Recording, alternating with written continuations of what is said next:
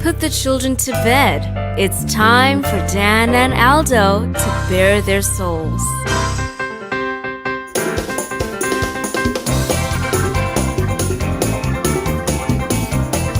I love the Chicago Bears more than I do masturbating, and that is a lot. Then, with 3 seconds left, Bob Avellini throws a 30-something yard touchdown pass to Greg Latta, and the Bears win, and I literally shit my pants. I swear to God, I literally did.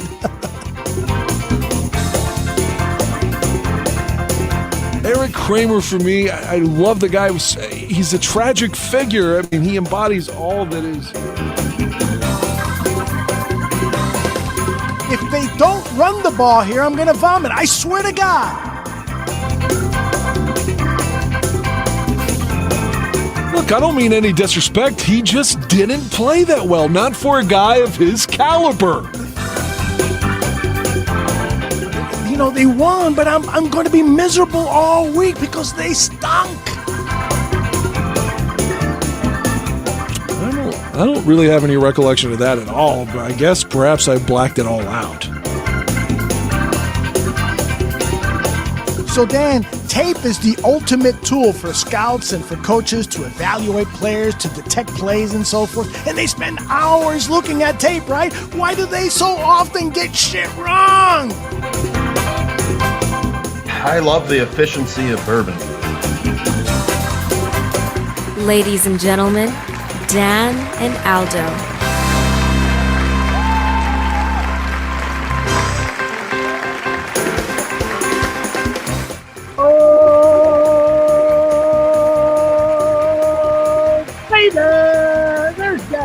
What a good-looking guy. Thank you for taking that picture with that Santa hat. You look so cute. Do you get into Christmas in a big way? Like, you know, would you dress up as Santa if the Boy Center called and said, hey, we need you to dress up as Santa? Would you do that? No. I did when I had, family that was still alive and stuff. Okay. Not trying to sound dark, but I did enjoy Christmas and buying people gifts and stuff like that for sure. Yes. I'm not dressing up as Santa Claus, though. Well, I was going to ask you in January when you're in town if you want to head over to the Boy Center as a late arriving Santa Claus, because all those kids don't get presents for Christmas. Don't try to make me feel guilty now. I've already got enough going on. I'm just kidding. I will say this, because we need to get to. I'm late because a motherfucker in my life, who I won't say his name, is still fucking with me. He's trying to steal from me. Yeah. And I hope that he dies. I won't disseminate his name, but it's not retro, but I hope he dies. And speaking of people I don't want to die, we don't know what's going on with John Santucci. If Robert Stack were still alive, we would get him on Unsolved Mysteries. Actually, he's still in the Philippines or something. And it's like, where's he at? No contact. He's been in the Philippines, still in the Philippines, and he arrives back in the States on Thursday. So yeah, he's gonna be in a jail like the dude from Midnight Express. That was in Turkey, right? That was in Turkey, I believe. Yes. Oh my God, one of the worst movies you've ever seen. In terms of like, holy shit, like this can't be real, but it's based on a true story. Yeah, it is. It really is. I mean, that's a terrifying movie. And I think I told you the story that after that movie came out, I think it was after, I did a business trip to Egypt. We were shooting a movie there.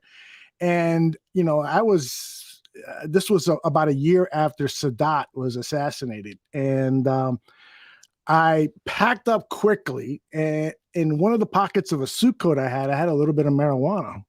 Uh-oh.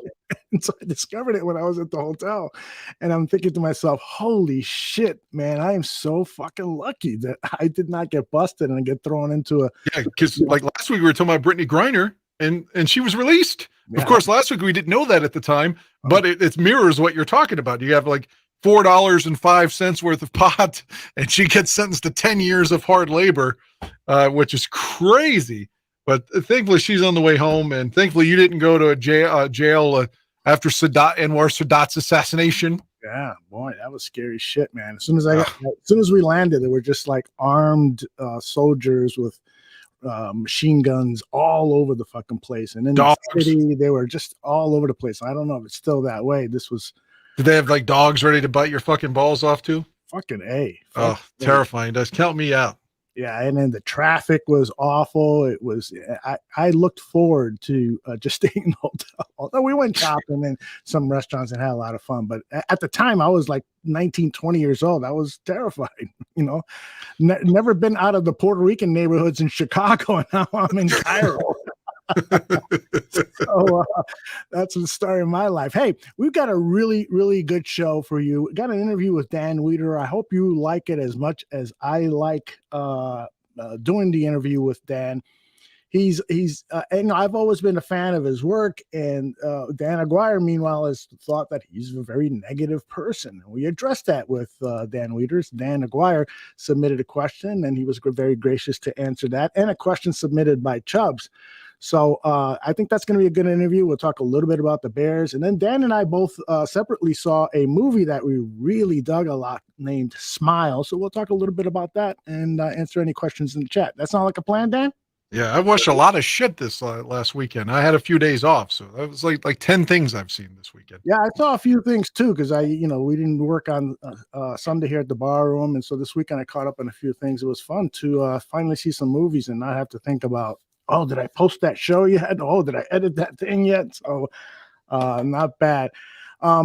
What about this bye? Are you excited about seeing the Bears play after 10 days of not 10 days, but a week of rest and recharging batteries and the coaching staff relooking at things? Are you excited about it, or are you just wishing this fucking season would end? Hey, with number one playing, I'm going to be excited to watch Justin Fields. And if you're telling me that Nathan Peterman were playing, then I'd be comparing it again to Steve Stenstrom in 1998 and be like, please just get this fucking over with. But with Justin Fields playing, yeah, I'm energized, man. I may not be able to watch the game late. Rather, I may not be able to watch it at 1 p.m. on Sunday or noon Central for you all because I work until 8 a.m. So I may be watching it in the evening. But in spite of that, yeah, I mean, I know Philly's going to probably be a 10-point favorite, if not more. But yes, I want to watch. I want to see an upset. Don't hit me with any of that draft status shit. I want to watch the game, and I want to watch the Bears win. Yeah, that's my goal. I'm with you. Obviously I would love a high draft pick. That way it gives us, more things we can potentially do with trades or pick up, the second or third, or maybe even the first best player in the draft. That would be nice. But at the same time, I'm at this point where it's starting to feel a little bit poisonous, all of these losses. And if you beat a team like the Eagles or a team like the Bills, those are the two games. I would, if the four. No, Minnesota, because we're going to be there. We need to win when we're there. That is true. But if I were to prioritize the victories, I would love to come out of this bye in a great upset win over the Eagles, and then a Vikings win, because you and I will be there, shoulder to shoulder, hugging each other to stay warm. And Detroit, man, look at them. They're in the playoff hunt now. We got to give Don Burr some credit. Yeah. And so a win over Detroit would be good too. Yeah, it would be fantastic, because that team is stacked with talent, and they have tons of draft assets to add to that talent. I'm a little worried about. And then the whole fact that Jared Goff is now playing like he could maybe be the quarterback in the next few years, and they won't have to draft a quarterback in the draft because they got a really high pick, the third or fourth, if the season were to end now. So if they don't pick a quarterback and they pick a defensive lineman or another offensive lineman or another great skill player, holy shit, this team is going to be stacked. So they'd have to take, in my opinion, they have to take a quarterback, even just for in case Goff gets hurt, and have someone to go to. Yeah. I mean, just like look at some of the players. Like, what game was I watching the other day when that guy used to be in Detroit, Driscoll? Yeah. Remember that guy? Yes, he was playing with the Texans. I mean, that's what you and I were talking about. Will Lovey survive this season? If I'm the Texans owner, I mean, fuck, man, Lovey has no quarterback whatsoever, none. Where they're playing Driscoll.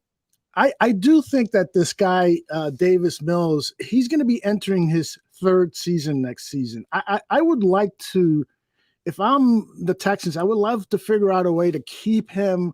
I would keep Lovey, though, is what I'm saying. You Yeah, can't blame this on Lovey. I totally agree with you. Lovey deserves another chance, and there's already stories coming out that Lovey is on Lovey's on his way out, according to a couple of stories that I read. But those are rumors. But then Lovey gets fired, and we tell that bum that we've got as our DC, and we bring back Lovey as our defensive coordinator, and make him assistant coach, assistant head coach, right? Yeah, assistant head coach, and let him run the D. Wow. In a place that you're beloved. I know he wouldn't do it because. Yeah, I'm just saying he wouldn't do it though because of his ego. Yeah, that would not be a good situation. No. He and Eberflus would be like Ron Rivera is back with Lovey. That was a battle behind the scenes. Lovey didn't like some of the things that Rivera did, and a lot of the players agreed more with Rivera than Lovey. So that was an awkward situation, and he first chance he got to get rid of him, he did, and brought in just to be fair though, Lovey was the DC under Mike Martz, and then when Lovey was in Chicago, Martz was his offensive coordinator. So it's not unprecedented, although probably not going to happen. Yeah, one of the things that I heard about Lovey, a criticism, is that he would rely too much on people that he knew, and he didn't acquire assistant coaches or coordinators based on an interview and finding out more about them and getting answers to specific questions. He would rely more on guys he's worked with in the past, and then try to figure out how to run things after that. And that's not a good leadership style. That's not a good management style. You need to do thorough interviews with whoever you're hiring to work with, and overlook past friendships if you really, really want to do it the right way. But I don't always do it myself. Well, bring in my friends and do stuff with me. The nostalgia of Lovey, though. Yeah, Babbage. Fuck Bob Babbage. But the nostalgia with Lovey would be something that. Yes, it would be. Oh my gosh, it would be so cool. But I want to win championships. So I don't know if it's Lovey or Eberflus or whoever. I want to win championships. I'm starting. I go through phases during the season. Like I was happy a couple of weeks ago. I wasn't as distressed as I normally am after a Packer loss or after any loss. But now I feel like, because I guess I was smoking a lot of reefer back then. It mellowed me out. Now I'm starting to get jittery. It's like I'm doing cocaine now. It's like, so let's get a win on Sunday. That would be great. If that would be great. And if my personal life doesn't just ease up, I'm going to start doing drugs myself, I think, at this point. Although, to be fair, the people that keep fucking me are the people that do drugs. So yeah. So maybe not. Let's not go the ironic way and become a right. I'll just stay back here and play with my penis, like the intro says. Do you want to share with people a little bit more about what you're talking about? Because the quick summary, because we don't want to waste the show on this, where we had to already waste a half hour. So I wake up and I'm walking outside, and there's a package. I'm leaving for work, and there's a package. I'm like, oh fuck, what's this? It's UPS second day air. So I'm like, wow, what the hell? I didn't order anything. And I open it, and it's a credit card, and the name on it's fucked up. It's like I'm Spiro Agnew, the former vice president of the United States. It says Daniel Agnew, but it's an Apple credit card with the Goldman Sachs logo on it that has no phone number to call and no numbers for a credit card. So I call the number on the envelope because it doesn't even clearly indicate who the sender is. The number doesn't work. So I call Apple. I'm on the phone with those fuckers 45 minutes. I got transferred 4 times, but this was a legitimate credit card. But thankfully, the motherfucker who tried to, I know who it is because he can't spell worth shit. He doesn't, even though I won't say what I was about to say. That let's just say he knows my last name, but it can't spell it. So that's a giveaway on Agnew. Jesus, and I remember. Yeah, exactly. And furthermore, allegedly, I'm not disseminating any attacks on someone for some kind of civil lawsuit in any way. All I can tell you is they said that the person who tried to enter the card didn't have my correct birth date or social, so it won't affect my credit fucking score. But it was very distressing. And again, I wasted 45 minutes of my time getting transferred and trying to just eradicate this. So now I've started that thing called, what is it again? I told you a minute ago, ID, some shit. I got it from Forbes magazine. Legal Shield. Legal Shield. Yeah, so I'm paying $15 a month. So if someone tries to put a credit card in my name, it's supposed to tell me. But yeah, it's terrifying, man. Of course, I contact the officer that's working my case, and he's off till Saturday. Of course he's off till Saturday. It's called ID Shield. ID Shield. Yeah, my bad. But yeah. So it's just maybe they'll cut your rate. ID Shield, buy it now. Didn't Robert Shapiro used to do their spot? I don't know. I think his was Legal Shield. Yeah, that sounds right. Yes. Where you could like do documents and stuff. But fuck, man. I don't know. Yeah, it's a shitty situation, and I'm not trying to get pity or sympathy, but this is what's really happening. Yeah, it is what's happening, and I'm really, really distressed that you're going through this. It's not fun when you see a friend having to live, with the thinking. I don't want to use the word anxiety because that would give this guy too much credit, for what he's trying to do to you. But he's fucking with you, and I don't want anybody to fuck with my buddy Dan Aguirre. When Dan Aguirre comes to Chicago for that Vikings game, anybody fuck with Dan, they're gonna fuck with me, man. Well, Joe Pesci there, huh? a little, De Niro.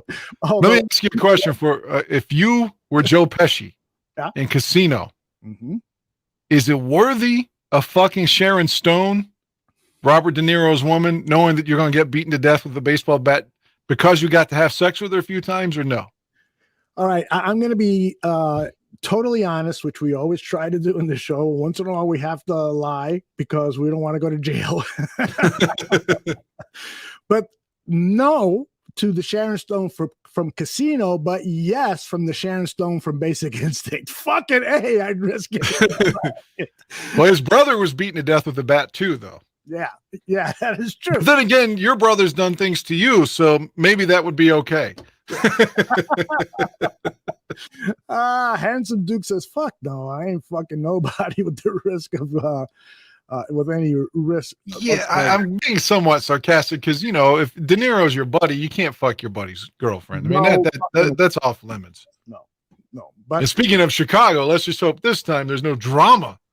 But I'm flying alone, so there's no way a woman could create any madness. What's funny is that we've met 3 times now, and in each of those trips, you brought a woman with you. And so I was thinking about this the other day as I'm taking a shit, and thinking, man, this guy travels with pussy. That's the first thing Dan Aguirre packs when he's going on a trip. Yeah, where's the pussy? Oh, you come here. Look at me. I'm like Vince Neil in 1985, like Motley Crue. I didn't say Tommy Lee because my fucking dick's like Tommy's divided by 3 or something. I refuse to watch that video because of that reason. And the other day, Boogie Nights was on, and the last 30 minutes, so I watched the last act of the movie, and they show that scene where Mark Wahlberg pulls out his penis, and it's this fucking 16-inch Cobra, and I'm looking at that, and I'm thinking, holy shit. Where can I buy one of those? Yeah, Stern had a segment last week, one of the days he was live, which is rare, but he had a segment where this guy was allegedly getting a penis reduction surgery. Oh my God. Like I thought the breast reduction was crazy, but at least the woman can say it's hurting her back or maybe there's cancer or what have you. What's this fucking the big cock guy's like excuse? Yeah. I mean, I'm okay. I'm okay. It's not like I would be embarrassed to show my shit, but still, like if this guy's got 11 soft and he's wanting to reduce it, what the fuck? I have no sympathy for him. He was saying shit like, oh, I can only put a couple of inches in and I can't hold a relationship because of my I'm like, what? This would be like me telling you I can't hold a relationship because my cock's medium. You know. Well, I have heard stories where guys who have big penises, sometimes a lot of the women complain saying, "I can't have sex with you because that thing is going to kill me." And so, when you're faced with a situation like that, if he's got a lot of women telling him that, or if he's married and his wife is telling him that, then you might want to consider cutting. No, that's when you just you go down and you do a great job like that. There you go. And it's fun anyway. That's fun anyway. I hate it when guys pretend when they pretend they don't like to eat pussy. It's like it's fashionable to pretend you don't do it. Do you know who Sharon Kitts is? And I'm not talking, and I didn't say Sharon Tits. Sharon Kitts. Do you know who she is? I do. Oh, okay. I figured. I figured my bachelor friend had something to do with Sharon's appearance on this show. We've done nothing. There's been, I know who she is. I'm just saying, there's no, And you've already warned her that you're not going to hurt her in any way. No, I'm not going to hurt her. That is hilarious. I mean, like I said, I'm okay. I might accidentally fall into a female orgasm here or there. No, I do all right. I guess. Remember those days. Yeah, that's good, man. All right, this interview with Dan Wiederer, I thought we were going to go 20 minutes, but he was into it. I was into it, and so we went 40 minutes. And so what I've decided to do is to cut it up in two portions. The first portion is dedicated entirely to me. No, I'm just kidding. You and a million other followers of the Bears, beat writers and reporters. It's dedicated to the fact that he, among others, but he gets a lot of criticism for being negative. And Dan, you're one of them, right? I 100% advocate what you just said. Have you ever interacted with him on social media? Yeah, he got mad at me last season, or maybe the season before, when I called him Mr. Negativity. And I put it in quotation marks, and he's like, "I've had enough of this Mr. Negativity shit." God damn it. He didn't cuss, but Oh my gosh. He addressed me directly saying he had enough of being called Mr. Negativity. But he didn't unfollow you, he didn't. No, he did not block me, which again, as I keep telling you, David Haw and Brad Biggs have done, and I don't even know why, because we never had an altercation like that. Mm-hmm. And Stephen, yes, the interview is pre-recorded. Unfortunately, he was not available on Tuesday night. So I said, listen, to get you on, let's pre-record it. And Dan, at 1 o'clock during the day, Dan, you're sleeping, right? If things are going well, yes, because I work evenings and midnights, but because all this bullshit, gratuitous drama at the house, have been awake a lot, Mm-hmm. Yeah. Well, I wish you would have been there. I think you would have enjoyed it as much as, or maybe even more than I did. So let's listen to it. Again, it's about 20 minutes, and then we'll pause. Dan and I will talk, and then the last 20 minutes are Wiederer talking about the Chicago Bears, the upcoming game, the rest of the season, next season, and so forth. So it's good stuff. Maybe this first segment, it may not be of great interest to some of our followers because it is about sports journalism. It is about sports reporting. That's something that it's a bye week. It's a bye week, so it's added content for stuff like this. Exactly, and I think you do too. You really appreciate sports reporting, sports broadcasting, sports journalism, and so forth. Sure. So I think a lot of fans do. I know Stephen is on his show, the AA team. He's talked with members of the media before, and so here it is. I won't say anything more. This is Dan Wiederer, a beat reporter for the Chicago Bears for the Chicago Tribune. Dan, thank you very much for taking some time from your day. We're recording this on Monday. It airs on Tuesday night, and I know you've got tons and tons of work. So for you to carve out some time to talk to us is really appreciated. No, I'm happy to do it. I'm appreciative that you reached out. And I tell people all the time, I like having conversations in this forum. They can be a little bit more productive, a little bit more comprehensive, and a little bit more informative than you can have on Twitter, where sometimes, 200 word or 200 character tweet creates a reaction that you didn't intend, and then it just takes on a life of its own. So here, at least we can have a back and forth and talk to each other, which is fun. I've been on both sides of that, or I posted something and somebody took it entirely differently than I intended it. And I've also been accusing people of, hey, why did you say that? And then they explained why. Oh, I'm sorry. So totally get it. Right. And you just, I mean, it's just a more civil situation, right? For us to be face to face here in this forum and be able to chat a little bit and be able to understand where certain thought processes come from and how we get to where we get to with some of our coverage of the Bears. Okay, and as I told the audience just before you came on, we're going to basically delve into two sections here. And one is your job as a sports journalist, and the other is talk a little bit about the Chicago Bears. So let's start with this idea of sports journalism. Can you first, you wear a number of different hats, but first, as a reporter for the Chicago Tribune, can you describe your role and responsibilities there? Yeah, I mean, to be honest with you, it's a 365-day blanket the team, be the eyes and the ears on the beat type of role in which, reporting is mandatory, obviously. And then obviously there's a process of providing information and insight that is informed, right? And making sure that is the basis of all that you're pushing forth and providing. And that comes from many different angles. I know that there can sometimes be a misconception that being a reporter on a professional sports beat is basically sitting in press conferences and talking to a coach with nowadays everything that is broadcast live for everyone to see. There's so much more to it. There's so many more relationships you build over the years of people that used to work in the organization that are now elsewhere that can provide insight and illuminate things that you never knew and help you understand the inner workings of coaching staffs and philosophies and buildings and all of those things. And so really to boil it down, it's just being a 365-day a year reporter and blanketing the Chicago Bears the best we can. I'm very lucky at the Chicago Tribune to be paired with Brad Biggs and Colleen Kane. Our numbers have reduced significantly since I started there 10 years ago, and we do the best with what we have left, and we have a lot more left than a lot of places have. And so it's just a challenge of providing our audience with as much content, information, and insight as we can about the team that they love. Yeah, I worked at WBBM News for 6 years in the mid 80s. And, typically you do a news story a day. And nowadays, print and broadcast reporters are doing multiple stories a day because you're doing the work of 3-4 people.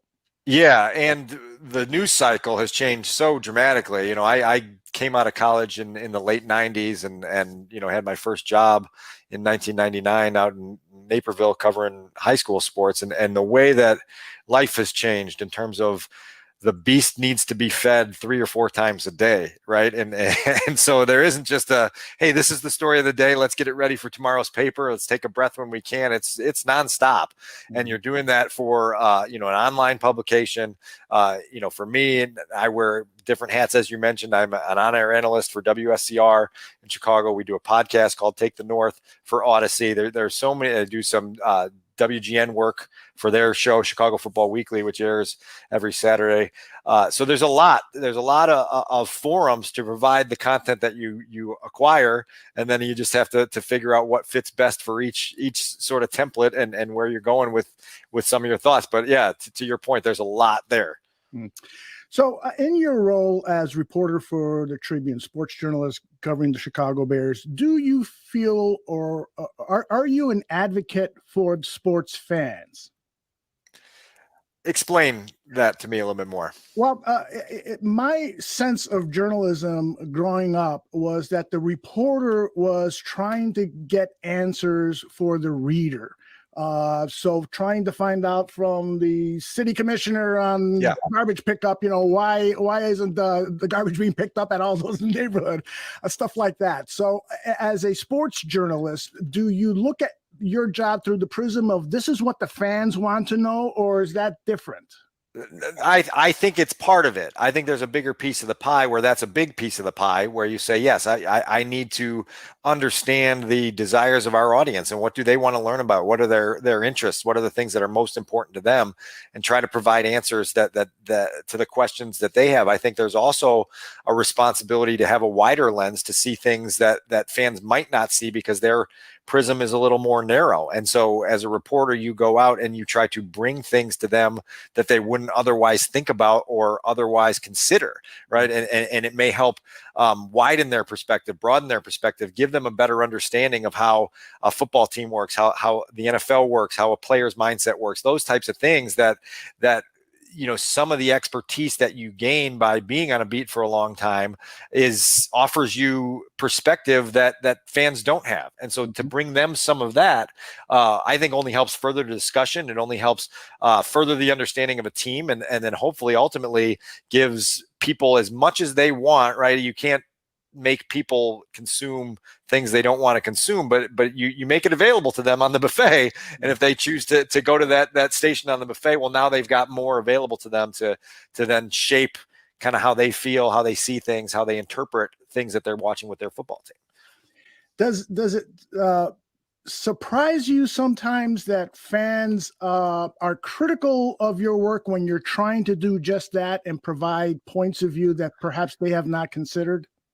It doesn't surprise me. I think that beyond sports journalism, that it would be really nice if overall as a society we could become more open-minded, right, and more open to considering things that challenge viewpoints that we have, or in some ways dispute viewpoints that we have, and be willing to consider those things and figure out where they come from, and have those back and forth discussions that help debate to be more productive, conversation to be more productive, the understanding of issues to be more comprehensive.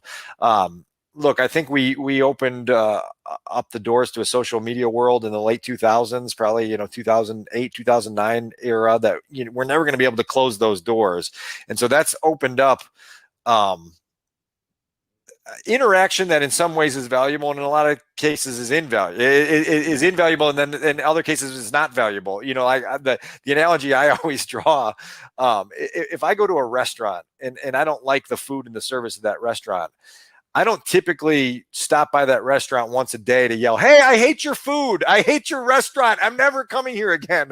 But that's not always the case with sports fans, where I'll get repetitive things from audience members on social media that are more than happy to tell me 10 or 11 times per week how much they hate my coverage. And my response is kind of like, I'm not coming to your door and forcing you to follow this or to consume it. So that's a choice you've made.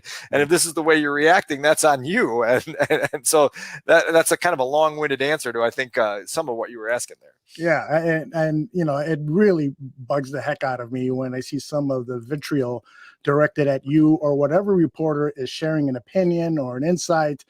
I was looking through your timeline, and I want to repeat some of the things, although I've used much rougher language around the house here, but nonetheless, it's just not cool to do that. And I wish people would do exactly what you said, which is engage in constructive criticism, but that's not always the case. Well, and one of the things I have to remind myself is that it's still a very small vocal minority of people that do that. And when you have a large following, you have to expect those things, and that the masses and the overwhelming majority are respectful, and they understand where you're coming from. And many of them don't ever reply because they're just consuming and taking it in and thinking about it and discussing it with their friends. And so I try to remind myself all the time, and some weeks you need to remind yourself more often that this isn't representative of the entire Chicago Bears fan base. These people that come at you and as you said, say some pretty nasty things for really no good reason. Yeah. Tell me about the nuance of the different responsibilities that you hold, the different jobs that you hold, like an analyst at the Score Sports Radio, your podcast, and so forth. How do those things change in terms of your responsibilities, or how you see those roles? Well, it's blended together a lot during my time in the field, and look, like back in the day when I came out of journalism school at the University of Illinois, reporters were reporters, and it was 99.9% fact-based, and you present things. That's changed a lot. There's been a lot of evolution to allowing the freedom for a reporter on a beat to provide some opinion, some analysis, some insight. My challenge and my responsibility, it is a very serious responsibility, and something I take very seriously, is to make sure that those things are informed, right? Like that any opinion I have comes from reporting and being informed and understanding as much as I can about whatever I'm opining on, to the point that it makes sense to the audience that I'm speaking with. Now, you're going to have sort of different forms that you're analysis can be presented in a print product or online in a written article than you have when you're having a live, free-flowing discussion with an on-air host, right? Sometimes those discussions go down paths that you weren't expecting them to. When you're writing an article that's going down a path you don't expect it to, you've got the power of the backspace key and the shift, highlight, delete key. If you don't like what's going there, when you're live on the air, you don't have that luxury. And as you know, right? And so there is a challenge of making sure, in all forums that you're prepared and that the information you have is as rock solid as can be, because you don't want to further narratives or falsities that aren't rooted in reality. Were you making reference at all to your radio partner calling you something 2 Fridays ago? It doesn't carry over. So Danny's arguing for logical, ironclad superiority, which I don't think he's going to give in at any point. He's not, and that's why we're just stuck. And there's other things we can talk about this football team than the one desired outcome that Danny has every single day. Dude, I didn't bring it up, you condescending piece of crap. Like, what the hell is the problem with you today, man? Wow. Calm down. I'm just trying to talk about the football team that I cover outside of the lane of wow. Speaks asked me a question. Let's get on it. I've had obviously, and this is at multiple stations now. I've had some on-air arguments, and they are what they are. They're sports arguments, and you try to put them to bed at the end of the day and not let them carry on. But certainly there are some conversations that can become heated and can become contentious. And it's, it's my responsibility to make sure that it doesn't become personal and it doesn't become something that isn't helping the audience, because your ultimate responsibility is to the people that are consuming the information and the content. And hopefully they're understanding of that. I always tell people, and you may have heard me say this in a different forum, to the criticism that I am overwhelmingly negative about the Bears. Before I came to Chicago, I spent 2 years in Minnesota covering the Vikings, 7 years down in North Carolina covering college basketball. Well, in my 7 years on Tobacco Road covering college basketball, I covered 3 national championship teams, 2 at North Carolina and 1 at Duke. If you go back through those 7 years of my coverage of those teams, it's not negative because the product wasn't negative, right? It was a winning, successful product. And that's one of the things that I think Bears fans have to understand, is that I can only cover what's in front of me. And I'll give you some numbers because I looked these up just to make sure that my context was informed. 10 seasons now. This is my 10th season on the Bears beat. The Bears have finished in last place 4 times, assuming they're going to remain there this year because they're well back of the Lions for third place in the division. They've won 1 division championship, had 1 winning season, 0 playoff wins, 6 seasons with double-digit losses, 4 coaches, 3 general managers, 5 week 1 starting quarterbacks. By any metric, that is not a successful organization or a successful team. And so if I were to go out and paint some rosy, positive picture about that, you'd say, what is that guy doing? He's not, not attached to reality. Mm-hmm.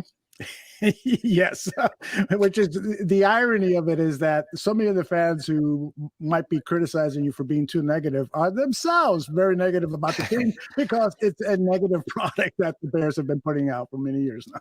Right. And the last time they had 3 consecutive winning seasons was in 1988. You know, and I know that that's a lifetime ago for both of us.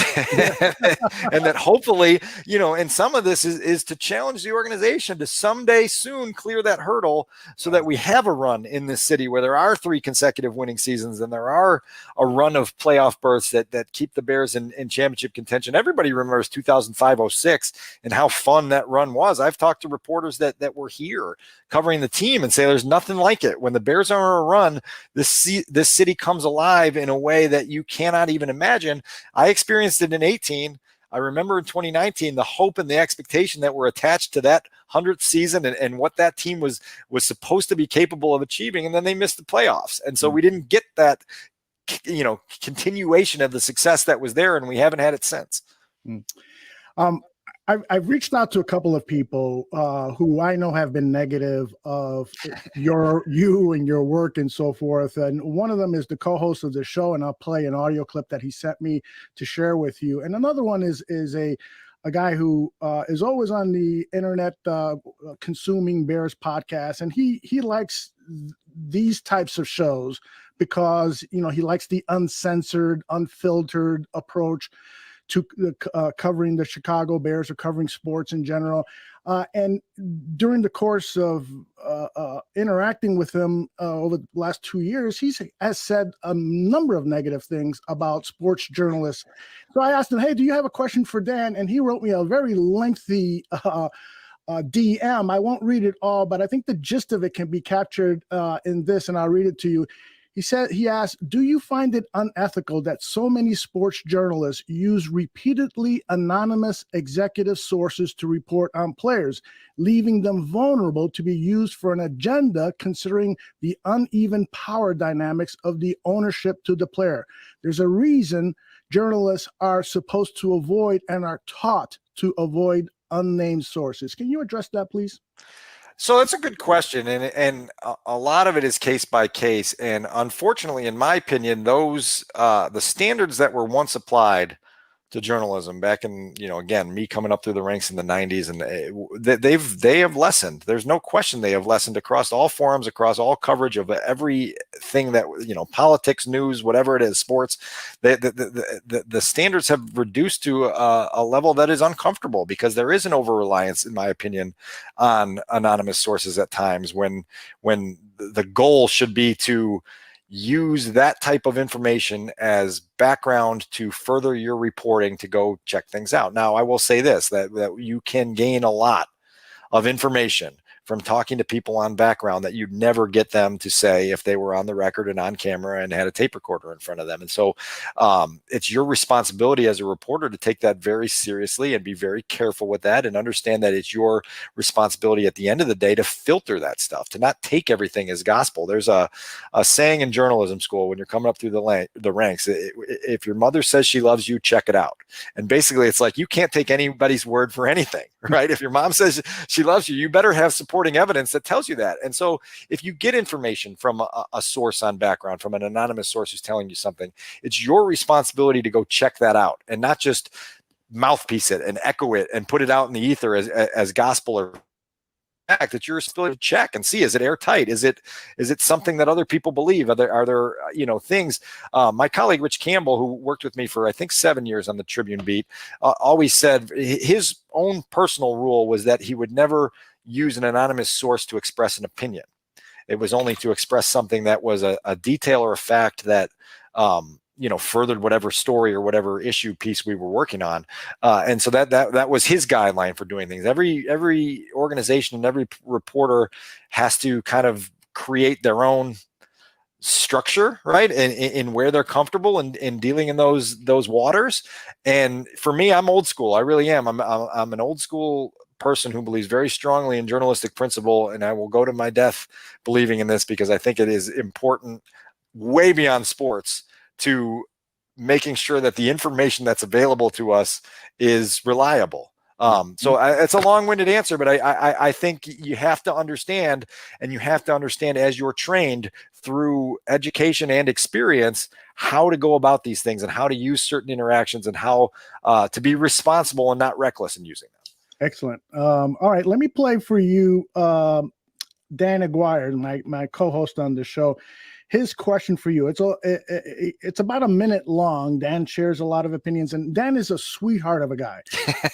But when he dislikes somebody, he dislikes somebody. And I'm not trying to scare you off here because he's very respectful. Mr. Wiederer, I don't want you to think that I'm being caustic or facetious or adversarial in any way, and this is only my opinion, which does not make it a fact. But having said that, and let me just preface by saying I do respect your writing, and you had a great piece on David Kaplan a few years ago that I really enjoyed. So I'm not trying to say, oh, you're not any good or whatever. But I often get frustrated with you listening to your hits. I've gotten to the point where I feel like, this is my opinion and ultimately my question, I mean, not to be too brazen, but are you kind of just doing a shtick? Like, it kind of feels like you're like Steve Rosenblum, or it's just like you're like a wrestling bad guy. You're just saying things like for like a shock value. And I don't mean that disrespectfully. And I don't even know if you would answer the question honestly if that were true. So maybe it's not the best question. But some of the things you say, I'm like, my reaction is to be like, God, why is this guy so negative all the time? And again, I'm sorry, I don't mean to offend you, but that's my opinion. Are you just doing this like to get reactions? You know, stuff that you say. I honestly feel like if this were 85, you'd be like, McMahon, you know, he was hurt last year, and Walter's older, and Todd Bell's holding out, and Al Harris, this team's not going anywhere this year. It's just my opinion. That's my buddy, Dan Aguirre. My shorthanded response would be, give me a 15-1 season to test whether I would be negative during a 15-1 Super Bowl season. I haven't had anything near that. Like I say, 2018 is the closest we've come to having, during my time on the beat, a run of excellence by the Chicago Bears. And if you go back through my radio hits and my print coverage of that team, you'll see that season was not framed negatively in any way, shape, or form. Anybody who knows me and who has been alongside me at any point in my career will tell you I'm not a shtick guy. None of this is wrestling villain, do it for effect thing. That is the last thing in my wheelhouse, and it's something I hate. I hate seeing takes that are out there just to be a take to provoke reaction. That's not what I do. It will never be what I do, and that's not who I am. I said it for you a little bit ago, what the Bears' success results have been during my time on the beat. I have used this analogy before, that the glass half full, glass half empty conversation can only begin if the glass has 50% liquid in it. If the glass has 20% liquid in it and you see it as half full, you're not being an optimist. You're detached from reality. I mean, that's just the case in point. It's 20% full. It's not half full, right? Like, and so what I have dealt with for the overwhelming majority of my time on the Bears beat is a team that loses far more often than it wins, a team that hasn't had a single playoff victory in my time on the beat, a team that, as we've said, has switched coaches and GMs and starting quarterbacks, far more often than successful teams do. And so I can't crop the photo for you, right? Like, my role as a journalist and a reporter is to give you the full picture. You can take things that you want to consider and dismiss things you don't want to consider, but it's not my job to crop that photo and give you only the rosy corner of the picture that you want to see, so that it helps you feel happier or more hopeful about your team. The other part that I would say to that question, because it was a long question, I write for the Chicago Tribune and have thousands of words per week that I write. I go on the radio 3 times per week on WFCR and do 20 minutes per hit on that. I do a podcast weekly. I am more than happy to respond to specific examples of things that you would like to challenge me on and say, this specifically was too negative. Why do you feel this about X, Y, and Z?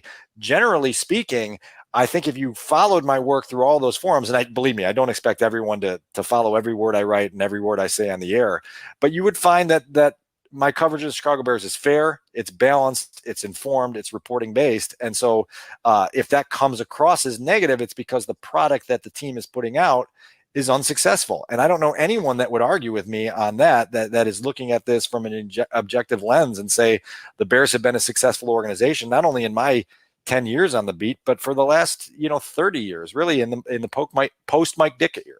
Yeah.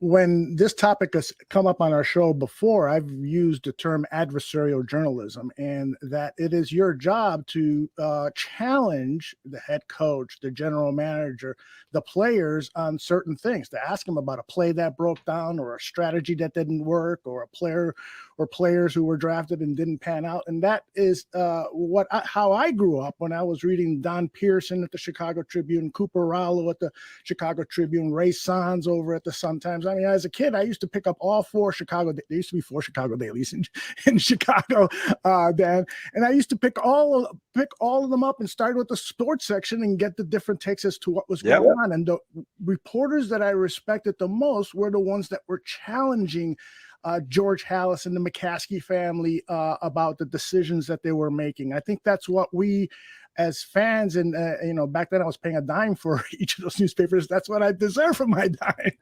So isn't that being an adversarial journalist part of your role?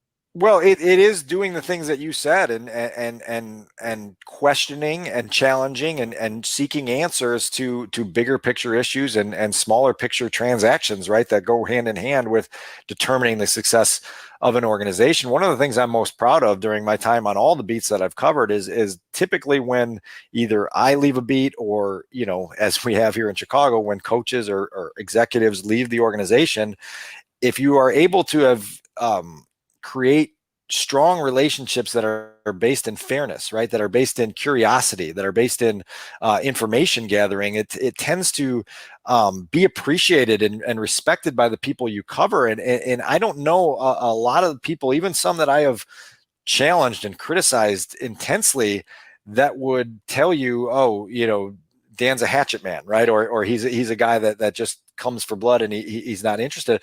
I tell pretty much every coach and general manager that I cover that for me, the beat is a classroom, right? And so I come to learn.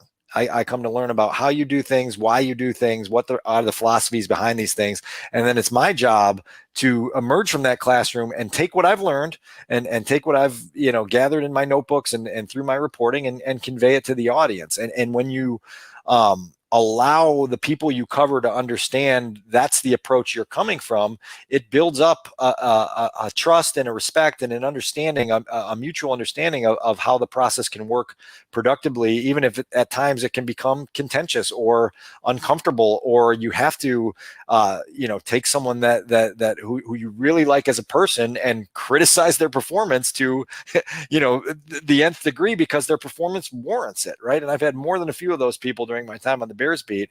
And ultimately, if you do it with respect and you do it from a standpoint of trying to learn and then take your learnings to further the audience's knowledge, I think it's overwhelmingly productive.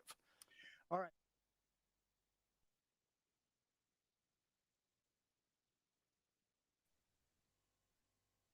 Dan Aguirre, that ending caught me by surprise. How are you, man? Yeah, I was waiting to see what the graphic was going to say there. It kind of looked like the logo that said "Back to the Future" a little bit. It did. To be continued 4 years later. Continued. You're right. I should have done that, but damn, missed the opportunity. What do you think about his response to your question and his thoughts overall?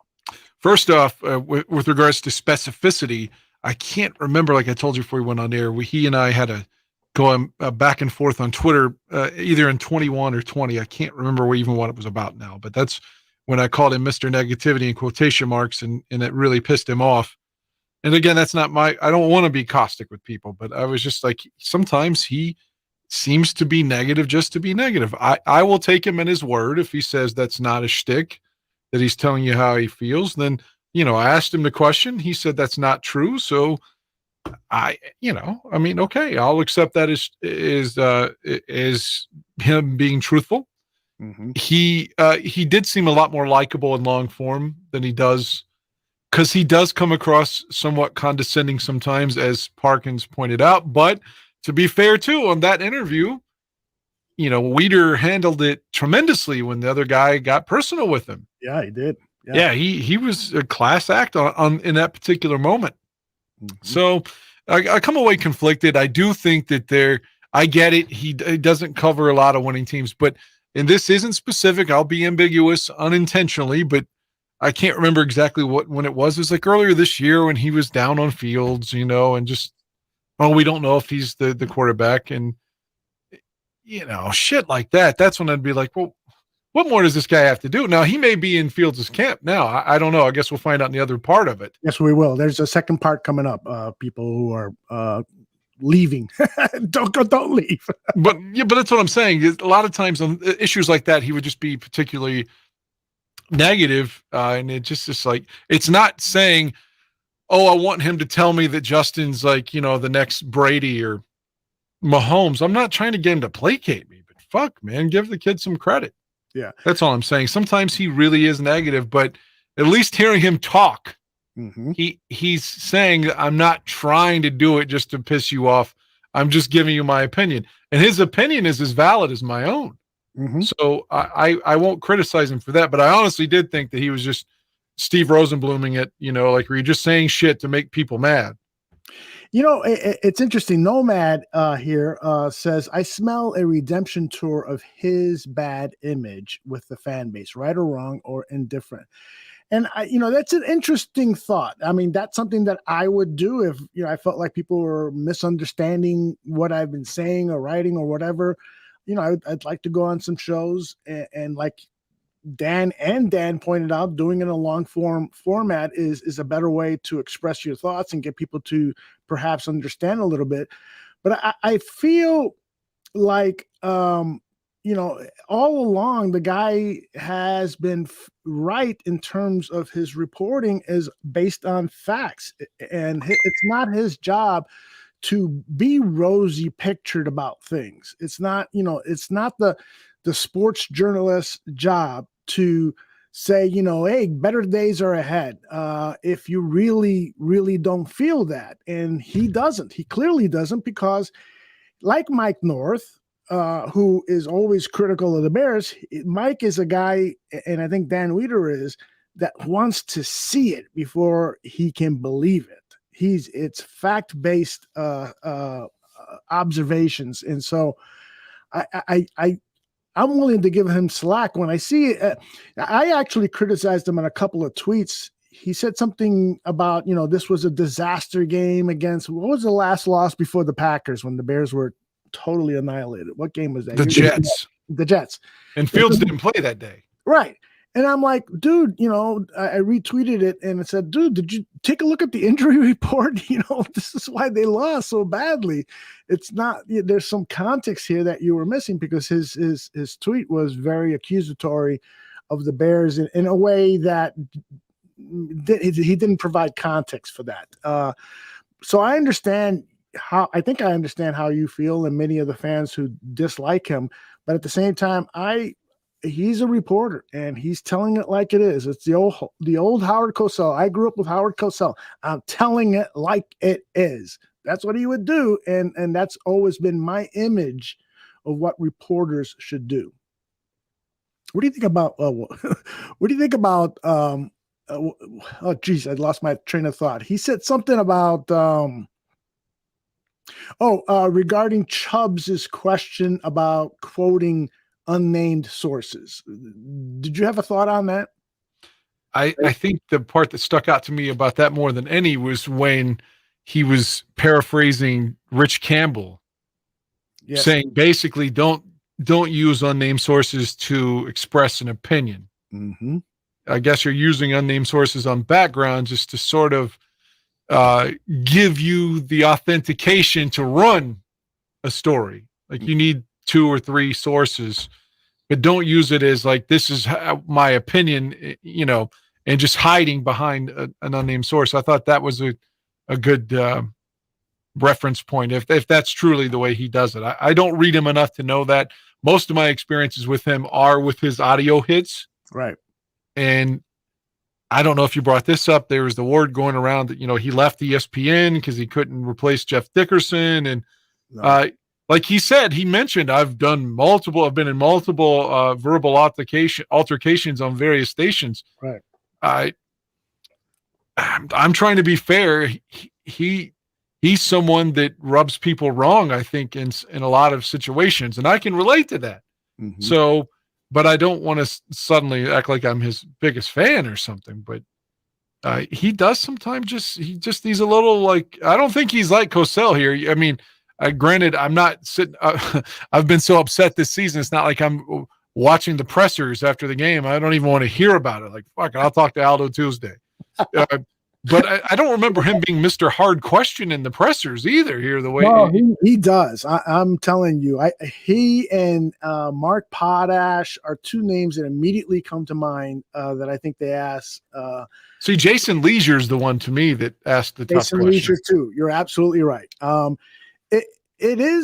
Somebody pointed out, and I think I erased it, darn it, that during the Matt Nagy years, Nagy was getting a lot of softball questions, and I think that this group of reporters has learned from that.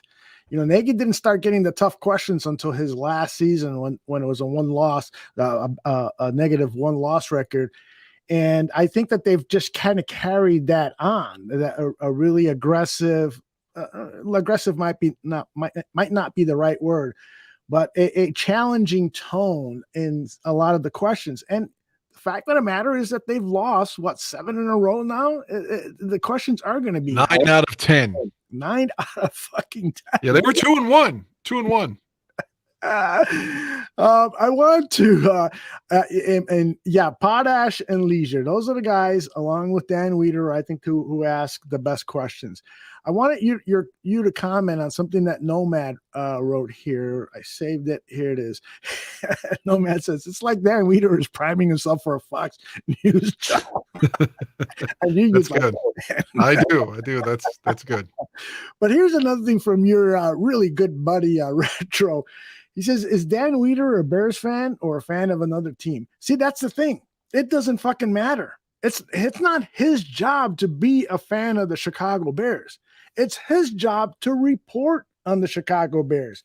And I would offer this. I think that the best investigative sports journalist, and he's not an investigative journalist, but actually, I should just say, I think that the best sports journalists don't have favorite teams. It's like there's a lot of reporters who will not vote in elections because they don't want to show bias. They want to try to be as objective as possible. Not that that's possible, totally possible, but it is possible to be more objective if you're not staying out of the political races and elections and so forth. And for a sports reporter, they too should probably not be rooting for a team. And I've always been shocked when I've heard audio of sports reporters cheering a team on, rooting for a team and so forth. That's not really their job. Their job is to ask the tough questions, get to the bottom of why they won or why they lost or why they traded that guy or why didn't they make trades, all of that stuff. So I think that Retro is with this comment that he made here is kind of giving us a clue as to why people might be negative of these reporters when they really shouldn't be. You're like, fuck you. When are you going to shut up? No, man. I appreciate your passion. I didn't want to interrupt you. But I could see Retro's point for just playing devil's advocate. I'm not accusing Wiederer of this at all. Mm-hmm. But he mentioned that he was in Minnesota 2 years. But I'll take it farther. Like, what if you knew? This could be Wiederer or anybody else, but what if you knew that they were just fucking Green Bay fans working our beat? There is a certain amount of, just malice that would come with that. You're like, I don't even want to hear what this fucking guy has to say, You're right. So, yeah. So again, if Retro's asking, is this guy again, if he's a fan of Minnesota or Green Bay, that might be part of why he's so negative on Chicago all the time. So I think that is somewhat relevant. Now, again, he's not supposed, like you said, he's not supposed to be one of the honey bears. He's not out there cheering, like that's a data reference, but he's not supposed to be, fucking fanboying it like I would be, or like Phil did during the press conference that time. Yeah, that was see that, and he got into trouble. For those people who don't know, Phil Toshin worked for the USA Today's Bears Wire, and he attended a press conference when the team was having practices with the New England Patriots. And according to some people, Phil was fawning Jay Cutler. And I would have too. But that's not what Jay, do you want me to wax your fucking car, bro? I mean, come on. No, I get your point. It's not. I know what you should be doing in a press conference. This is, again, unbiased reporters trying to get information. And so, Phil, I won't comment anymore, but it was not a happy conclusion to that press conference that day for poor Phil. Anyway, poor Phil. He probably thinks, oh, this motherfucker talk about condescending fucking Aldo. Anyway, let's see. I started a couple of other ones. By the way, you and I talked about what we are going to do during the offseason. We talked about the 1985 Bears and revisiting that over a period of several shows. But Jay Sanders now is making a point here about maybe it shouldn't be the 85 Bears, or maybe the 85 Bears and the 06 Bears, because he wrote this: I think Tommy Harris and Mike Brown injuries cost us Super Bowl VI, not Lovey. And so that is something we could talk about for weeks. Jesus. Yeah, I like I said, I made all those DVDs for the other Dan. Not Wiederer, but from Bears Country. You know, Dan Wiederer doesn't want to watch. No, I'm sure, but yeah, I'm joking. He's not here to defend himself. But the other Dan, I made him the 85 and the 06, and I don't think I'm speaking out of school here. I pitched him one night on air or on the phone. I was like, what we could do in the off season was, to take one of those games 1 week at a time, and like just dive in. What were the reporters saying leading into the game, coming out of the game? And just watch the game and like take notes and talk about it, because the 85 Bears, I know there's so many people that will say, I'm sick of hearing 85. I want to hear about the Super Bowl shuffle. It's 40 fucking years ago, but the 85 Bears sell, man. The 85 Bears sell. There's no way around it. Absolutely. So that's what I was telling him. Like, you're going to get some numbers, whether you remember a couple of years ago, not to tug on my own dick, but I did that thing, why the 85 Bears didn't repeat, or why the team was broken up or whatever. And I was just kind of like on the peripheral. I barely appeared, but I did that. And like, you showed me, like, I had the best numbers that summer. That's right. And it wasn't because it was me. Nobody knew who the fuck I was at the time. I was just the guy that did voices for Phil. Phil would say, hey, I got Thomas Jones coming on. Read this script for me. Yes, sir. And I like Phil, I'm just saying, but I did those kind of things. And the voice of the barroom, I wasn't anybody. But again, talking about the 85 Bears is the point, is that's why people were listening to that. People were downloading that. And people don't get tired of that. Yeah. So, yeah, we could go to 06 as well. And I agree. Mike Brown's injury to me was way more costly than Tommy. And I don't want to degrade Tommy. But I think if Mike Brown is back there as Mike Brown, then we beat the Colts, man. But, yeah, Tommy could have helped too, because maybe there's pressure on Peyton Manning and he's not just standing there. But that's the thing I hate about Super Bowls and stuff, is like Manning is MVP that day and basically did nothing. Yeah. Let's plan on doing 85 and 06, because I think those would be fabulous topics. And frankly, how many weeks are in the summer though? You were talking about, well, let's say the Super Bowl, let's say you give a few weeks to digest the Super Bowl. So let's say March 1st, right? Right. But you got free agency starting too, so you got to kind of be current there. Oh yeah. But I mean, there's 16 weeks in a season, and then you got 3 playoff games with the 85. So that's 19 weeks if you do one game at a time. I don't know if we have time to do both. Yeah, we don't. You're absolutely right. We don't. I mean, and we'll talk about this at a production meeting, but we don't have to devote an entire show to each game. We could, say weeks 1 through 3 or something like that, but we'll get into that. And let me just say, I'm not trying to steal that idea from the other Dan either, because I was pitching it to him, right, to use it on Bears Country is the same. I was pitching it to you. I don't know if he intended on doing that or not. And again, I don't want to seem like I'm being duplicitous here. Well, it would be cool if you guys did 85 and you and I did 2006. But he's got Nomad back now, so I don't right. think I'll be appearing. But yeah. That's inside baseball. Welcome back to the Barroom, Nomad. Really thrilled that you're back on Bears Country podcast. So that's a good thing. Let me get this second part of the interview, because it is about 21 or 2 minutes in, and so I want to make sure you and I have a half hour to talk Bears and to talk about that movie and so forth. So here is part 2 of the interview, and that means that Dan has to go away and I have to go away. All right, so let's challenge some of that so-called negativity that you have. I want to talk a little bit of Bears with you before we get you out of here. In listening to some of your hits with Dan Bernstein at the Score Sports Radio, it appears that there is a disagreement between the two of you, in that Dan is saying most of these players are not going to be with the team next season. This is a complete rebuild, and it appears, with my admittedly sometimes selective hearing, that you are still not giving them slack, for lack of a better way of putting it.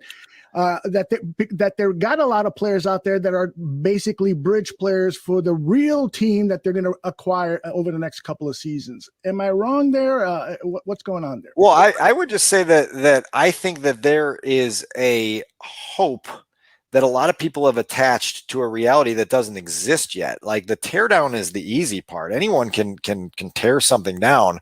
The rebuild is the difficult part. And so some of what I push back with Dan is, so if we've resigned ourselves to the fact that nothing within the 2022 season really means anything, then when is it for you as a fan that you are going to start raising the expectations again? Is it week 1 of 2023 after they've had an offseason to draft and use all this salary cap space that they have to bolster the roster? When is it that you're going to reset the bar to a level where you're asking them to clear it again if we've given them a free pass on 2022 because we've agreed that it's a rebuild? And that's up to each fan to determine what that is. What I'm trying to guard against for people is this idea that next season there's going to be some magic dust put on this roster and these 40 roster holes that they have to fill will suddenly magically be filled with starting quality players. And the next thing we know, they're an 11-win football team and they're competing for a championship. That doesn't seem realistic to me with the way that I know how championships are built in the NFL. And so I guess some of my pushback is just trying to make certain that folks understand where the realistic path of this team is going. I don't know how you feel about what you think the 2023 Bears should and will look like and what kind of victory total you're expecting for that, but everybody's got to have a number in their head. And my hope is that number is grounded with the perspective of the quarterback is really, really good right now, and he's got a lot of room to grow, and he's got a chance to be a star. Well, now, how do you surround him with enough so that you don't waste 2 or 3 more years trying to get him the support that he needs to be a championship contending team? They're going to come out of the bye week this week, and they're going to play a legitimate Super Bowl championship contender. The following Saturday, they're going to play another legitimate Super Bowl championship contender, and we're going to get a real good glimpse of how different those teams look from the ones that the Bears have now, and it's going to give you an idea of just how far this team has to go. Fair enough. Justin Fields, you have you're reporting on him in the beginning of the season. You were questioning, rightfully so, the fact that he was having trouble as a quarterback, as a passer of the football. The numbers were putrid, bottom of the league numbers. Over the last several weeks, you've been more complimentary about his role in the passing game. I guess that's an example of just what you were talking about. And there's no question, right? The results have gotten better. And so the insight and the analysis of the results have changed because Justin has made undeniable growth in a lot of areas. One of the most important ones is pocket presence, right? And just feeling comfortable back there and showing the patience and the poise to let your eyes do the work before your legs do the work sometimes. And Justin's going to have to be that guy if he's going to be a star quarterback in this league. You can never take away his gifts as a runner, but ultimately he has to become a more complete quarterback. And that's one step he's got to take. He's making that progress. And it's really encouraging to see the growth he's made since really the middle of August to now where we are on December 12th. And you just hope those stair steps continue. Now they've got a long way to go, right? They still have the league's worst passing attack, and they still have an offense with him as the engine that can't win games late because when teams dare them to throw, they're unable to succeed. That's partly on Justin. It's partly on his supporting cast. It's partly on coaching. It's partly on the operation as a whole. But look, like there is a lot to be hopeful about with Justin Fields as a quarterback. There's more to be hopeful than there ever was to be hopeful about with Mitch Trubisky, probably more than there ever was to be hopeful about with Jay Cutler. And those are the last 2 big swings you took at the position. And so you should wrap your arms around that hope. You should feel encouraged. You should feel optimistic, but you should also really want the organization to accelerate their process of getting him the requisite help so that they can be in championship contention before you have to pay him $280 million and allot those resources to a quarterback when you've got all these other holes on your team, right? And so the quicker, the better they can clear some of these hurdles, the quicker they will be in legitimate position to sustain success. Again, we're talking about sustained success. It can't just be a flash. We've had flashes. And then when they disappear, it's just so unfulfilling to everyone involved. 1988, the last time they had 3 consecutive winning seasons. That should be the next goal for this organization, is to put together a run of sustained success. And so the lens should be, in my opinion, calibrated in a way that says, okay, what can we do to this team to create a run of sustained success? I'm sure in the next few weeks you'll be writing a column over at the Chicago Tribune about the wins and losses for the Chicago Bears this season. Can you tell me, in your opinion, what Ryan Poles did wrong in his first season as a general manager? I think the jury's still out on that. I think we're still learning a lot about his philosophies. I think we're going to have to really give him the offseason of 2023 to fill all these holes he's created. Remember, when you take a top 10 pick who is one of the few top 10 picks the Bears have ever had that has met expectations in Roquan Smith, and you give him away for a draft pick, that draft pick better turn into something. Right. I get that you couldn't work out the financial details, and it's probably imprudent to pay Roquan Smith what he was demanding. And so it was better to let him go to another team and then figure things out anew. But once again, that's a new hole that you've created on the roster that when the year began wasn't a hole.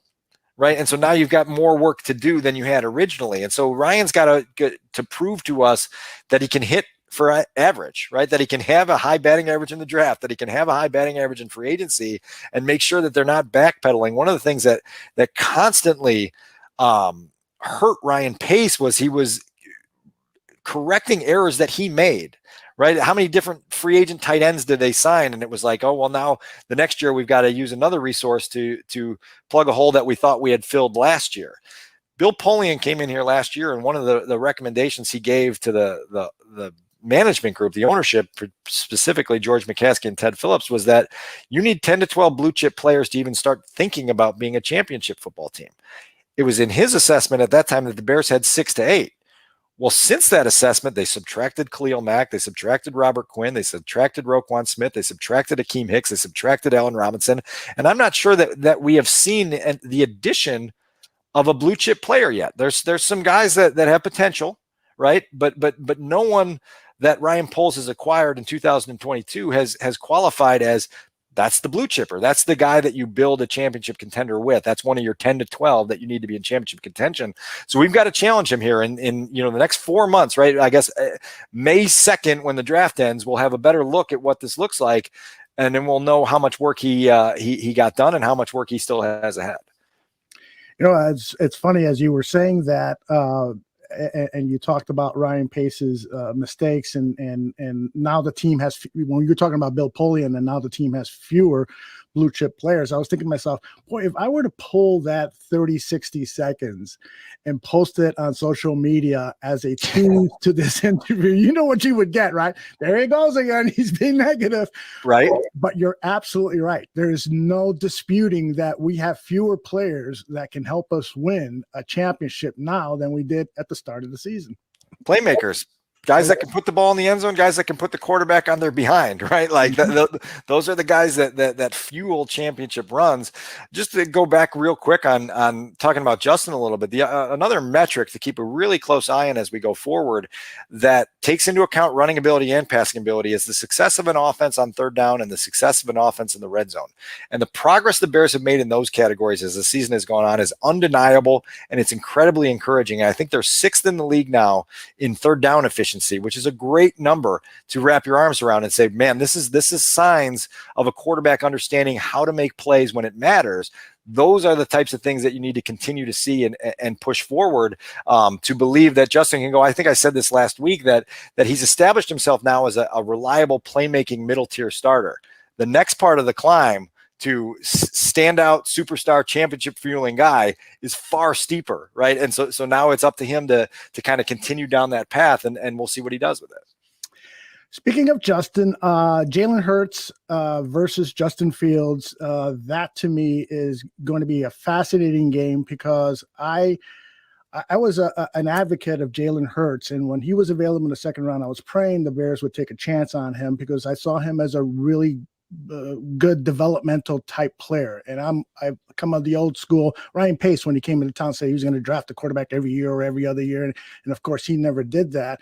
And I still am clinging to that. And even with Justin Fields on the team, I would love to see the team draft a day 3 quarterback and develop that quarterback as opposed to having somebody like a Trevor Siemian on the bench who it really isn't going to give you much other than some knowledge in the quarterback room, but you have coaches for that.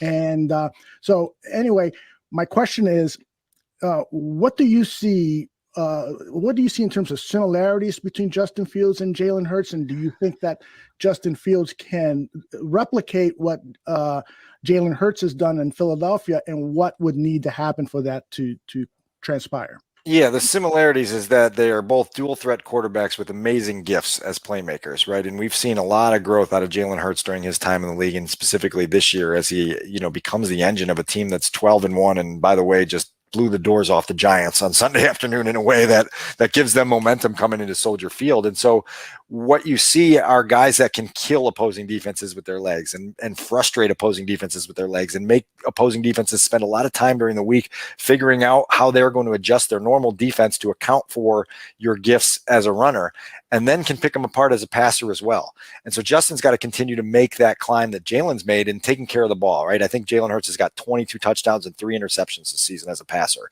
Justin's got the highest interception rate in the league. So we've got to learn from those mistakes, not make them repeat mistakes, and believe that he can take care of the football as a passer better than he has to this point in his career. I think there's an unbelievable and undeniable amount of potential for who Justin Fields is as a playmaking quarterback. And now it's up to everyone in that building to unlock it.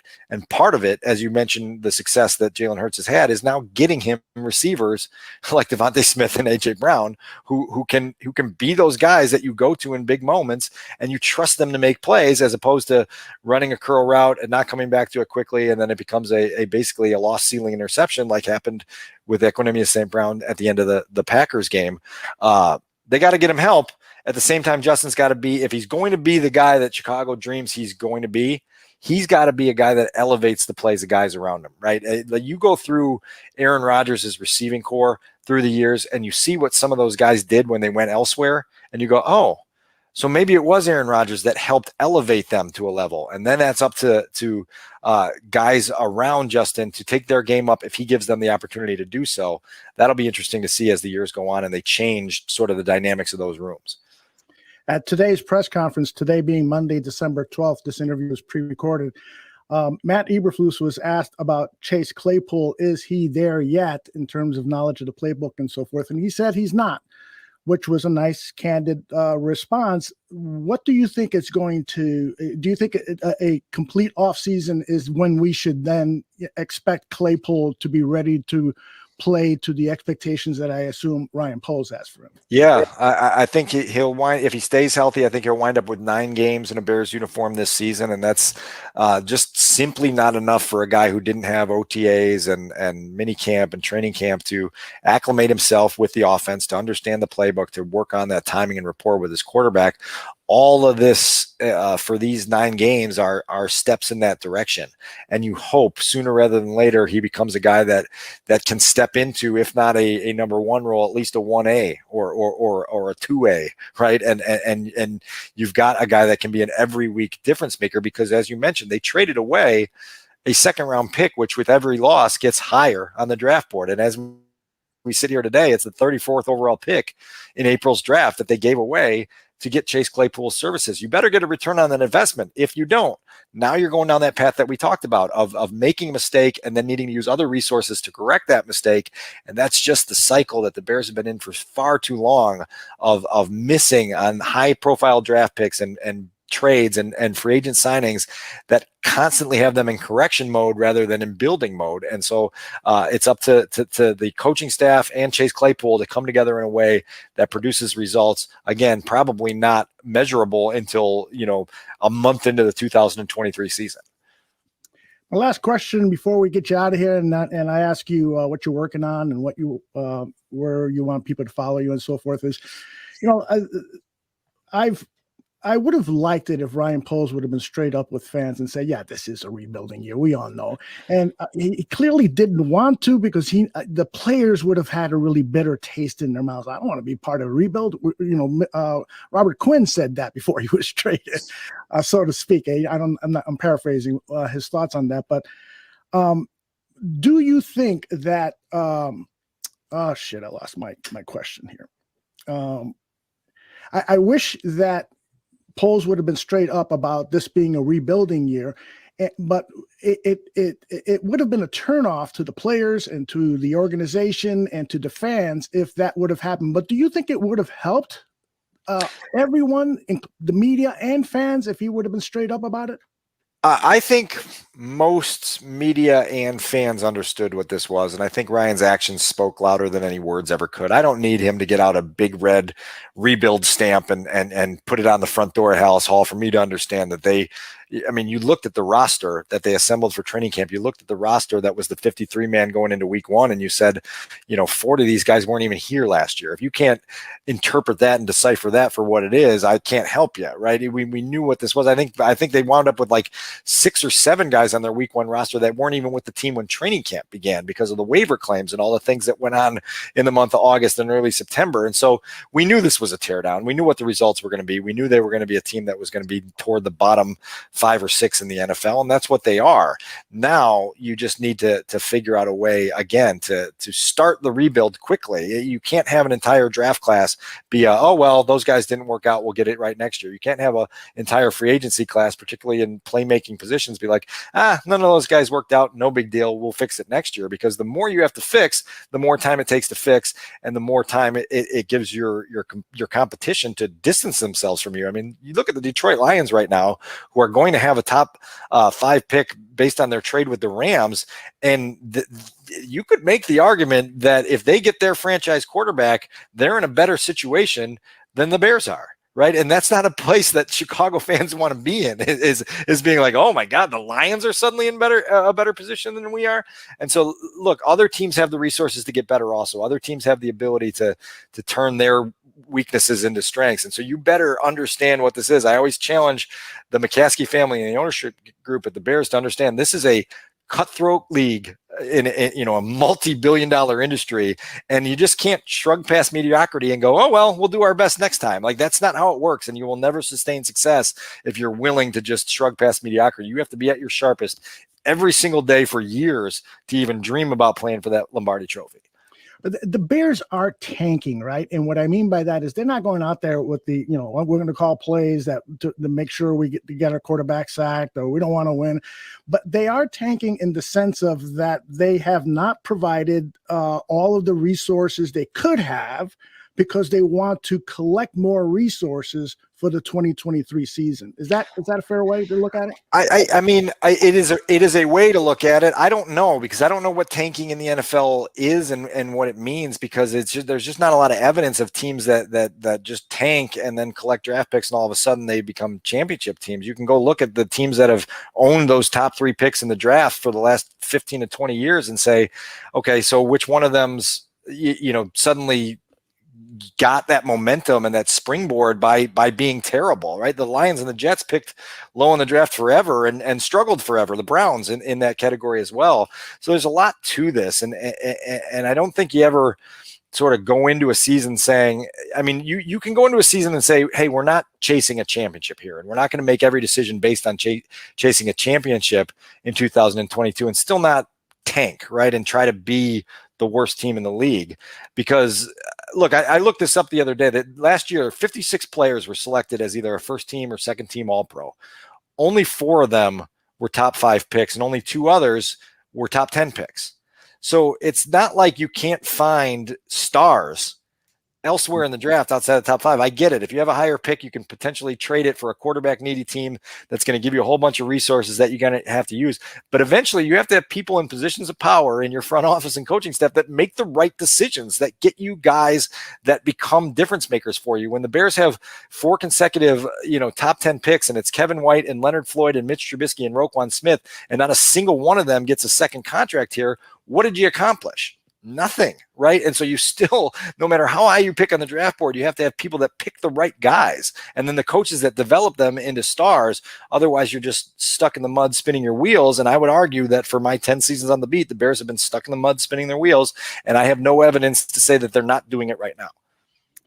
That's the next big chapter in the Chicago Bears book that it will be written in the offseason. Ryan Poles' player acquisitions, free agency, and the draft. Hopefully he hits a lot of home runs for us. Dan, what are you working on, and where can people follow you? You do all these radio hits over at the Score. Are those set times, or is that based on availability and things that you work out with the producers? I'm typically on Monday, Wednesday, and Friday on the Score. Monday with Bernstein and Holmes, Wednesday with Mully and Haw, and Friday with Parkins and Spiegel. David Haw and I started the Take the North podcast this year through 2400 Sports and Odyssey, and that has 3 episodes per week in season, one after the game, one Tuesday morning, one Friday morning. So if you need to hear me say things, you got plenty of opportunities to hear me say things. And if you want to just yell and be mad at me, I'm cool with that too. Consume it all. And like I say, I'm always willing to address specific instances of things that you take exception with, and I'll respond to them and tell you why I was thinking the way I was thinking.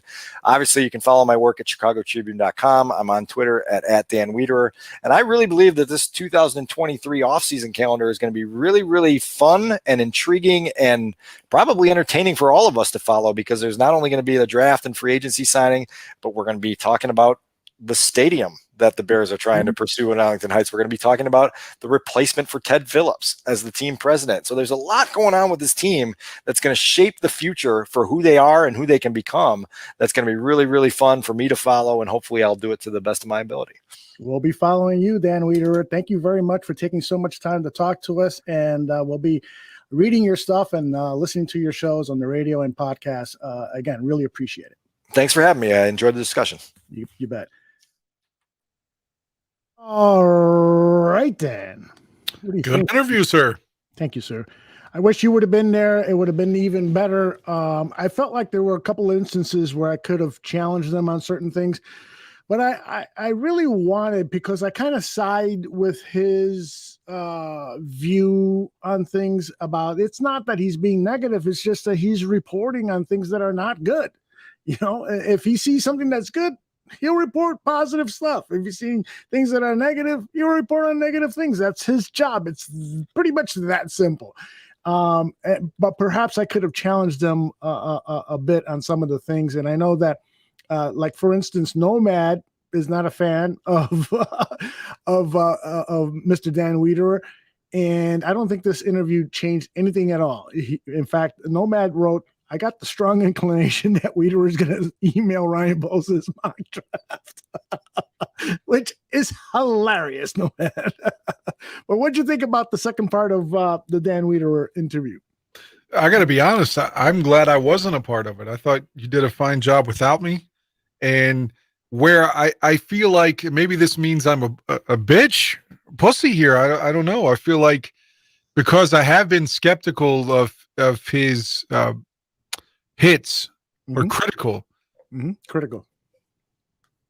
I just don't want to. I don't want to be adversarial. That's the word of the night. I guess we've both used it a few times. It would be hard. It would be disingenuous of me to come in and just be all buddy with the guy that I've said who I think is too negative and all of this. But I don't want to do that type of interview where I'm, just going back and forth and talking shit. That's not who I am. But I don't want to seem like I'm duplicitous and just a liar either, so I'm glad I wasn't a part of it, honestly. No, and I see, I think that, boy, Fuck me. That means somebody's trying to steal something here now too, I think. Okay, I'll see you in a few minutes. No, just let me go turn it off. It's just a station that's off there. Hang on. Okay. Dan Wiederer does this show. Let me see if I can mute him. Dan Wiederer does this show from his workplace, and so something went wrong, and so that's why the alarm went off. I love it. That's a great sound effect. Anyway, I do. Man, we got less than 30 minutes with Dan Wiederer here, and there's so much more that I collected that I'd love to share with you guys. And you guys have been providing, you guys being the people in the chat room, I've been providing so many great comments that I could spend another 2 hours just interacting with you guys in this medium. I believe Mr. Aguirre is back. Settle in, brother. Yeah, that fucking Pink Floyd "Wish You Were Here" always sets the alarm off.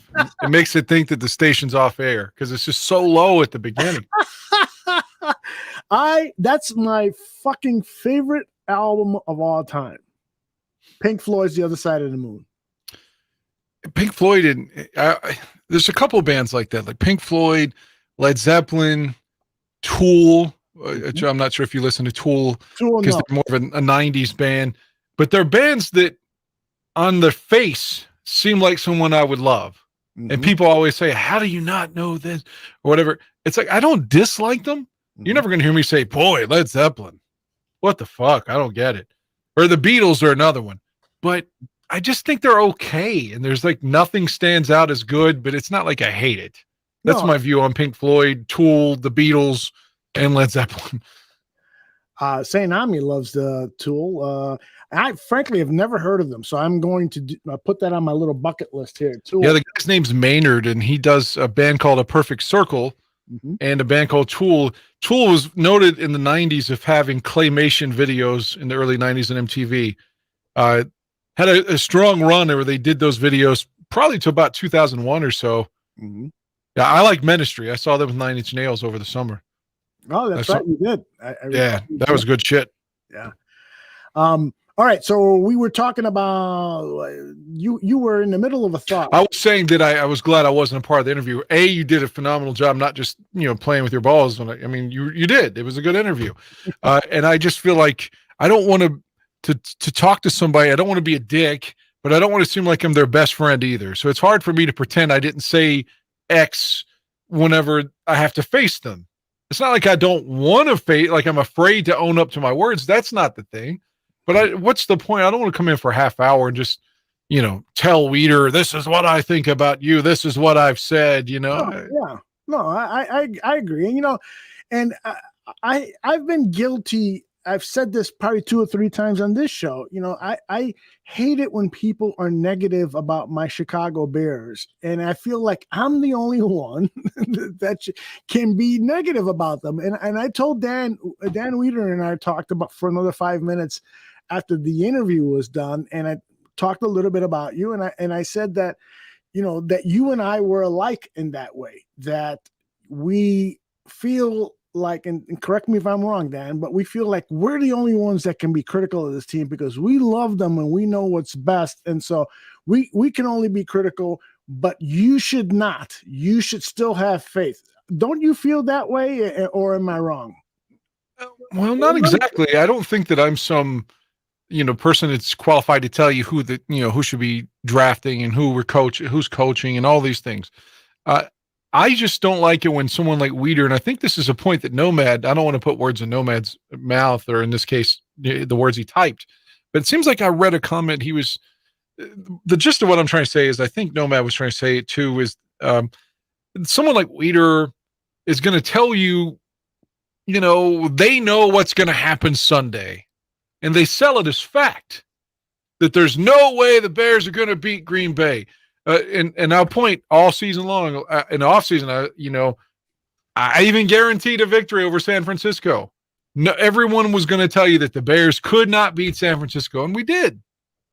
And that's what I don't like, the certitude that comes with Wiederer at times, where it's like he knows exactly what's going to happen. Like, how do you fucking know? I mean, maybe you're playing the odds and what you're projecting is probably going to happen against Philly, for example. You know what I'm saying? Sure. So maybe Philadelphia rolls us. I mean, again, most people are going to have that as their expectation, but don't tell me that it's over. Like the Bears can't win Sunday, because that's what football is. Football is always an upset. There's always upsets. I mean, Buffalo almost lost to the Jets on Sunday, but the Texans almost beat Dallas. I mean, it happens. It didn't happen, but it happens. The Bears beat San Francisco. Nobody thought that was going to happen. Yeah, again, what made the Super Bowl, as we talked about a few months ago, was Joe Namath beat the Colts when he's 18-point underdogs. And I meant to say this back then. We don't want to waste all this time on Super Bowl III right now, but you're critical of his passing numbers that day. When they got a lead, that was one of the things that the Jets talked about with Namath's maturity. Earlier on, he wanted to keep throwing the ball in his second, third year, regardless of where they were in the game. So by that point in his 4th or 5th season, he's like, fuck, we got a 10-point lead. They can't score. Let's just run the ball. So he didn't give a shit if he threw for 300 yards. I mean, he was like, fuck it, let's just win this game. So that, again, I'm just defending Namath here because Namath's ahead of his time. He's way ahead of his time. You love that guy. By the way, did you see the Mad Men episode when they were considering Joe Namath for an ad, and Don Draper says he's a guy from Alabama, nobody knows who he is? Yeah, I'd forgotten that, but yeah, I watched every episode of Mad Men. I think it was last year. So good. Yeah, great show. That was your recommendation to me. So you have to have a little patience with it because it's not an action show. It's all about thought and inner office politics, and that's great. It's great. Yeah. I like that era of stuff too, the 60s and 70s. Yeah. Imagine if HBO, because it was pitched to HBO first. Imagine if HBO would have said yes. They would have had millions more to help the production value to really take you into that 60s era with the cars and the fashions and the locations and stuff. And it's too bad, AMC rightly had some more nudity on HBO. Exactly. We've seen John Hamm slamming some girls, man. His second wife on the show was fucking unbelievable. Both of them were. What are you talking about? I think the second one's 100-1 over the first one. Well, yeah. The brunette, oh my God. Yeah, I'm a brunette guy myself, but what's her name? I apologize to the actress who played the first Draper wife, Mrs. Draper, Betty Draper. She was in an X-Men movie, a couple of X-Men movies, but she's a phenomenal woman. We got it's 10-12 here in Chicago. January Jones, St. Omni, always to the rescue. You are such a fabulous. Let me give you a segue since we were talking HBO. HBO has announced they are canceling Westworld. Really? So it's over. It's over. Like they set it up to where it was going to be a season 5 with Evan Rachel Wood at the end of it, but it's not going to come into fruition unless someone else picks it up now. HBO's canned it. Not only have they canned it, they took it off of HBO Max because they don't want to pay, according to an article I read, there's like 4 or 5 shows they've taken down because they don't want to pay the actors residuals for the streaming. Well, HBO is under new management for the last 18 months or so, I want to guess, and they are very, very conscious of the bottom line. I would not be surprised at all if shows like the John Oliver comedy show and some of their other original programming shows will go away. So, I think they'll keep Oliver because he wins an Emmy every year, but I wouldn't be surprised if after Bill Maher's deal's up that they say, well, you're almost 70 now anyway, so... Mm-hmm. Well, you will notice this about the John Oliver show. Again, this is a political satire show, Sunday nights, 10:30, 11 o'clock on HBO, is that they're not spending as much money as they used to. They used to have celebrities come on to do, 2-3 minute videos or the closing or be there live or what. Or they used to, the one season, they ended the season by blowing up this. Oh, yeah, the 2020 thing. Yeah, that was fucking phenomenal, man. Yeah, I watched that when he was like, I'm tired of being in the house and we're fucked the pandemic. Right. Yeah. That must have cost $1 million right there. And right now, when you watch John Oliver, it's basically good night, everybody. That's it. There's no special guests. There's no movies being produced. Very rarely. I'm not saying every episode is that way, but it's a great show, and I hate to see what's happening with all the cost cutting that's going on at HBO. CNN right now, the headline news show I was watching the other day, Robin Meade sign off. I've always followed Robin Meade because she was a Chicago reporter. Well, you know what's up with that. I'm going to make Republicans mad here, but I think his name is Chris Licht.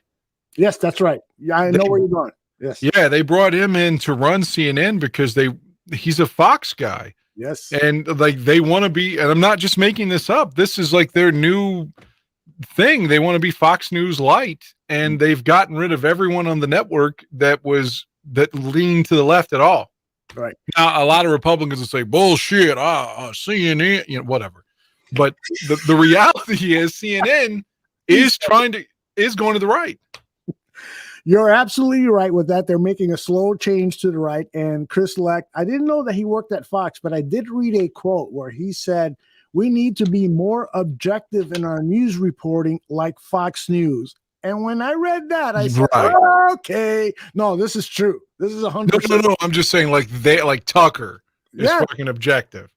Oh my God. And don't sell me that, he's an opinion piece, because they sell that as news and people watch that shit and buy into it. But let's not waste the rest of our show on that, because the people that like Tucker are going to keep liking Tucker, and there's nothing we can do about it. And that's fine.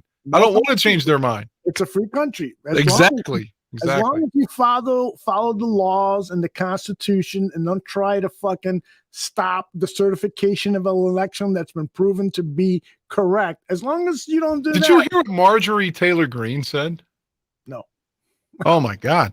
I mean, she was in front of a group of people. Oh, yes, I did hear this. Yes. And said that if they had more guns, they would have been successful. That's right. And that if she and Steve Bannon were running it, they would have been successful on January 6th. So again, just cheerleading the violent overthrow of the government. But okay, let's move on to movies. I totally agree with you. That was really, really bad. All right. So Dan and I saw this movie, and Dan actually texted me, I'm watching Sick and it's really fucking good. And I had like 2 hours free, and I said, okay, that's perfect. I'll watch it. We could talk about it on Sunday. I'm going to play for you the trailer, and I want to make sure I got the right one here. Oh, here it is. I'm going to play for you the trailer, and then we'll talk about it afterwards, because this really is a phenomenal movie. Oh, I got to hit the play button. My name is Dr. Rose Cotter. What do you want from me? Why is it that everybody else who's seen it is dead and you're alive? I've seen it too.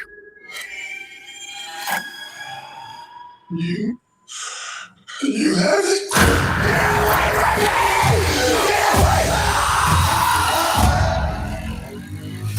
It's smiling at me. Carl?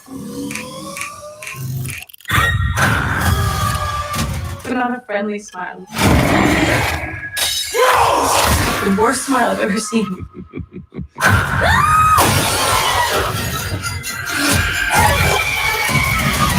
I am not going to keep running.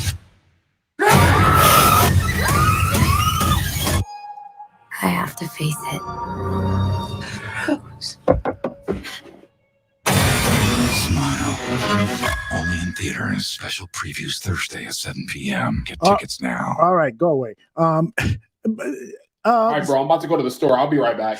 Sorry. What the fuck was that? That was the next video that was lined up on YouTube. I was like, is No Man on with us now? Travis says that he saw it in the theaters and he was disappointed. I can't believe that. It's a great movie, right? Yeah, I dug it, man. Like I said, that was with a friend, and she wanted to see that guy from the Big Bang Theory. What's Jim Parsons or whatever? Yeah, he's in a drama. Mm-hmm. And so I've got 3 theaters that I can kind of go to that are local. So I was looking them up, and for some reason I fucked up the movie. I thought that I didn't know what Smile was about at all. Right. I thought that was the Jim Parsons movie. So I said, hey, this movie's it's playing at the theater, the one you wanted to see. She's like, oh, that's not what I want to see. That's a horror movie. And she's like, it looks good. So I looked and I was like, DirecTV has it on its pay-per-view. So I was like, fuck it. Okay, I'll order it. And we watched it and I was like, damn, this is good. So that's why I sent you a text. I was like, this movie Smile's awesome. Like, I had no idea. I hadn't seen a trailer for it. I didn't know that was Kevin Bacon's daughter until you told me. Yeah, she's gorgeous, I think. And she was perfect for the role. She has this face. And you correctly noted that the makeup, as the movie goes on, really shows the mental anguish. Now, she looks way more disheveled as the movie progresses. Right. And they make her look more like almost sickly and more unstable. And you legitimately can feel like her, I don't want to say going crazy because that's too much of a stretch, but you can feel her anxiety with her appearance. Right. For sure. Like it's startling in comparison to how she's in control in the beginning as a doctor. Yeah. To where it falls down to at the end. Yes. I mean, Travis again expressing that he thought the trailer was really good, but the movie was a letdown in his opinion. He says he saw it in the movie theater and it's so much like other horror films. I do agree that the plot line is a bit derivative. We're not seeing anything new. The only new thing, and I told Dan about this, is the sound design. The guy who did the soundtrack was asked, please come up with something innovative. And he started utilizing like household pots and pans and stuff from his garage just to come up with weird sounds. And he embellished those in post-production. And the soundtrack, just from the very beginning, I said, whoa, man, because I love movie music. I'm sorry, go ahead. The score is so good. I was agreeing with you. Yeah. Like when it just says the title, when it says smile, the noise behind it I thought was good. That's what made Halloween so good, the first one. Because there's only like 3 people that die in the first Halloween movie. That's right. But it's that fucking score and the suspense that made that movie legendary. And I'm talking about the one from 78. I don't mean any of the sequels. I just feel like from a directing standpoint, from a music standpoint, and from the performances, the woman who is on the movie posters with the smile, she's the first victim of this transparent supernatural figure that is inhabiting the bodies of people. Her 20 minutes on the screen are phenomenal too. The acting is just really great. But I agree with Travis. If you're looking for something, a different type of story, an innovative story, you're not going to find it with Smile. You're probably not going to find it with any movies right now. I think Hollywood is in a little bit of a. I've got one for you, and I've told you about it, and I gave you a copy, and I still challenge you to watch Men. I promise you, I will. I'm telling you, Men was very, very original. Could you? Would it be too much to ask to get you to play the trailer? Oh no, not at all. Let me. I would love for you just to see the trailer. Okay. You know what's funny, Dan, is because I'm looking around for something to watch because I did have all this time this weekend, and so I said, "Oh, I should watch. I should watch The Men," and I couldn't fucking find the disc. I know it's somewhere in the house. It's not like I think you took it down in the basement, or where you are now. I thought. Yeah, I agree with you. I know where it is, and not that I know exactly where it is, but I know it's in the house somewhere, and so I will definitely find it and watch it. Yes, just see if you like the trailer. The trailer doesn't give you a lot in terms of the shock value stuff that you're going to see in it, but it gives you enough in terms of the story. Okay, this is the shorter trailer, so we'll see if it includes some of that stuff you're talking about. Here it comes.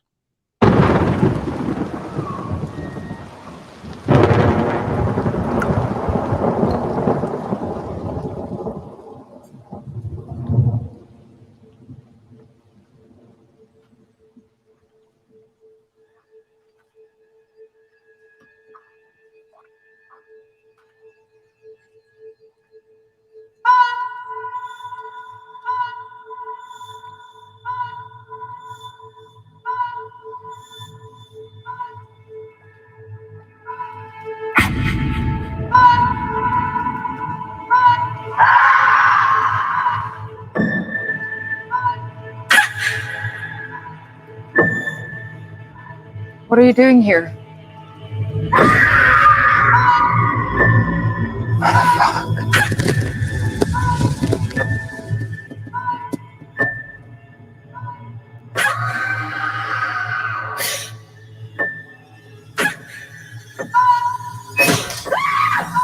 Why are you doing that?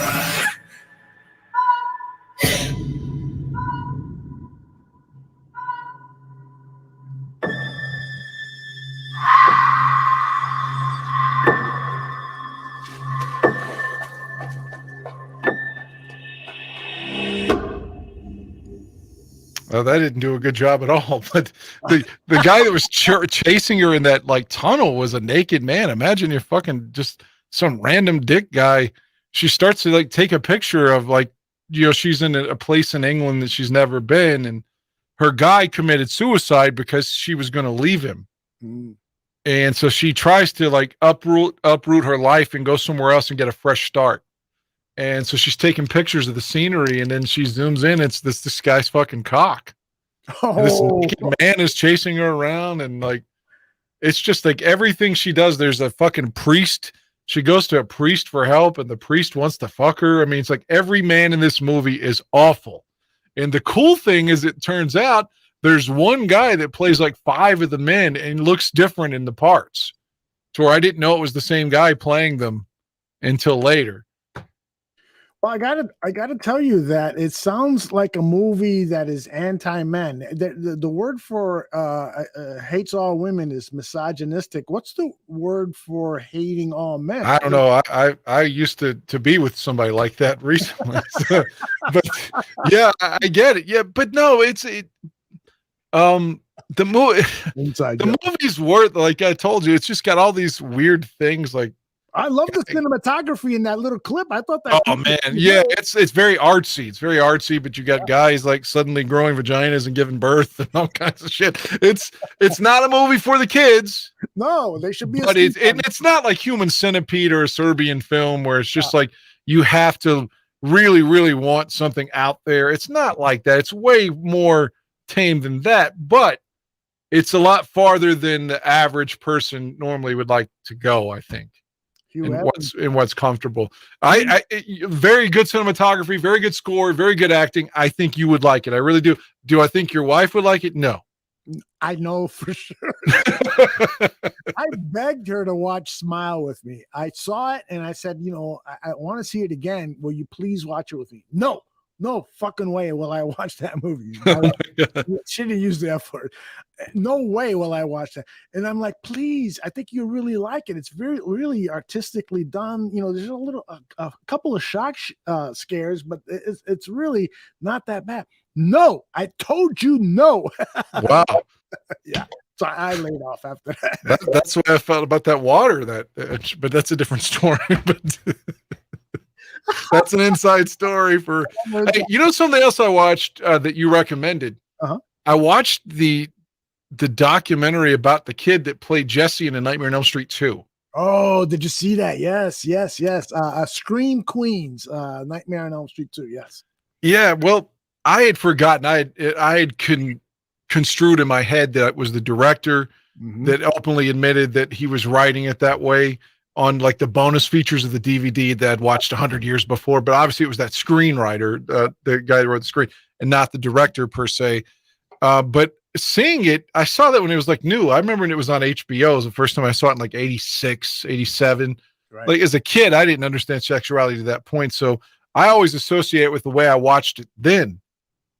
But even furthermore, hold on a second before you go on, because I want to make sure the listeners and viewers have context here. Scream Queens is a documentary about the lead actor on Nightmare on Elm Street 2. And Mark Patton, I think was his name. Yes. And he claims that movie ruined his career because it had gay subtext, and he was not aware of that. Adding to that was the fact that he really was gay. And so that really hurt him, in going to casting directors to get caught up for the new movie. And so that's the major dilemma here. And by the way, I just have to say, if you didn't fucking realize this movie had gay subtext on it when you read the script, because all that shit was on there, then I don't know what the fuck was wrong with you, especially if you're gay. I mean, there's a scene where a high school sports coach is terrorizing this guy, and he gets revenge on him by tying him up in the shower with his naked body, only wearing like leather straps or something like that, with his ass out. And it's fucking so obviously gay. I remember watching it in the movie theaters and thinking, hey, is this gay to you people? The people that I was with. So when you saw it, because as a kid, I didn't get it that way. They mention, he says the Q word, which I don't feel comfortable saying. But let's just say, remember, there's a Showtime show called Queer as Folk. Remember that show on Showtime? Yes. Okay, that's what I'm that first word there, because I don't want to say it offensively. And but earlier in the film, his friend says, "Yeah, Schneider goes to those Q word S&M joints." and that he's a freak or whatever. So that to me was the only reference I really heard. There's a couple things I thought were taken out of context. Like, for example, it's they play clips of Jesse reading, all this they say it's homoerotic stuff. Yes. But the context in the film is he found Nancy's diary from part 1, and she's supposedly lusting after Johnny Depp's character, who was her boyfriend. So he's reading it from Nancy's perspective, talking about her boyfriend. So, but the way they presented it in the documentary, he was supposed to be lusting after a guy there or something. And he had a girlfriend in the movie. So, I mean, I get it that maybe they're trying to say that he's in the closet or what have you. But the redheaded lady that Kim Myers played, she was his girlfriend. Right. So there's that one sex scene between the two of them, and just Freddie's tongue comes out. Freddie's tongue comes out, exactly. When he's about to go down on her, and suddenly you got this man's excessively grotesque tongue come out. Anyone would run away from that. If his tongue doesn't come out, I say Jesse eats her pussy. At the very least, Jesse's just bi, is my point. That is what I got out of it too. But you're right. I mean, his fucking 10-foot tongue comes out of his mouth, and I'm sure she was very disappointed. I liked part 2. A lot of people didn't. I like it. I think, and I hate to say this because I'm glad he seemed to get his catharsis at the end of it by talking to the screenwriter, and it seemed like that's what he needed to do. And I like the guy, and it's tough, that he's had all this animosity and stuff. I get it. But the truth is, I don't think, in my opinion, that the movie so much ruined his career is just the context of when he was growing up gay. Yeah. Because like he says, by 87, he's got full-blown AIDS from his boyfriend. Right. It's the hate that America had for gay people under the context of AIDS, because at the time it's presented it's only a gay virus, and they're like touching kids and shit that's not true, but they're so vilified because of the lack of understanding of the disease from America as a whole or the world as a whole. So it's tough to be a gay man in those circumstances. It's pretty tough to any time, but it's definitely tough in 1986. Yeah. So do you think that we should have Retro on so that he could discuss being gay in the 80s? Oh God, I didn't say that. No, go ahead. No, I'm just saying, I don't know if Nightmare on Elm Street 2 ruined his career as much as sort of being outed as gay at the time, which is so unfortunate. I'm not advocating. I think that is what ruined his career. I think he sort of conflated those two issues, but who am I? I'm not walking in his shoes though, Right. But I agree with you there. I mean, I walked away from the documentary, first of all, saying this is fascinating. It's interesting storytelling. It's an interesting look back at this, what happened during the filming of Nightmare on Elm Street 2 and what transpired afterwards. But I don't quite agree with this character. What's his name again? Will Patton? No, I think it was Mark Patton. Yeah, Mark Patton. I don't quite. I think that he was a bit of a bullshitter with some of the issues, or maybe he wasn't a bullshitter, but he was misinterpreting things that were going on around him. Like I said earlier, for you to read the script and then act in some of those scenes, and then afterwards think, yeah, that was a little gay, I think he's blaming the fact that he really did not have leading man good looks. He really was not that great of an actor. Yeah, they kept saying that he did early in the thing. They kept. Well, did you see those pictures of him when he was a teenager? I mean, if the guy was in jail, he would have been sugar for those. Well, when he was working with Cher on like in New York somewhere on Broadway, that Jimmy Dean play. They were saying, oh, he had the good looks. That's what got him I was like, I mean, I'm not saying that I've got good looks, but neither does this guy. Yeah. I'm telling you, by the time he did Nightmare on Elm Street, he looked like a guy who was not getting any sleep at all or any pussy at all. And so I don't see him as a movie star. I just don't. And so I think that's probably what happened. But maybe not. Maybe I'm wrong. He lived his life, not me. I just don't feel like. I feel like he is misapplying blame here. Unfortunately, I have to go to work. That's really unfortunate. But I wanted to say one more thing. I may have told you this on air before, but it goes to this conversation. Speaking of someone that did have the good looks, being Depp in the first film. That's right.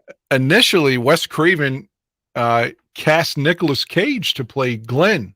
Oh, I didn't know that. And Nicolas Cage had a conflict. I don't remember what other movie he was doing, but he had to bow out. So he goes to Wes and he says, hey, I've got this friend. He's not really an actor. He's not polished. He's a musician, but his band's not going anywhere. But I think he's got exactly what you're looking for in the role of Glenn. He's like, he's one of my best friends. I can vouch for him. Can you just give him a look just for me as a favor? So Wes is like, yeah, of course. In walks Johnny Depp. And he's like, oh, that's Glenn. Now that's a guy based on his looks. Yes. Not the guy in part 2. Right. Absolutely. Obviously, Depp turned out to be a good actor.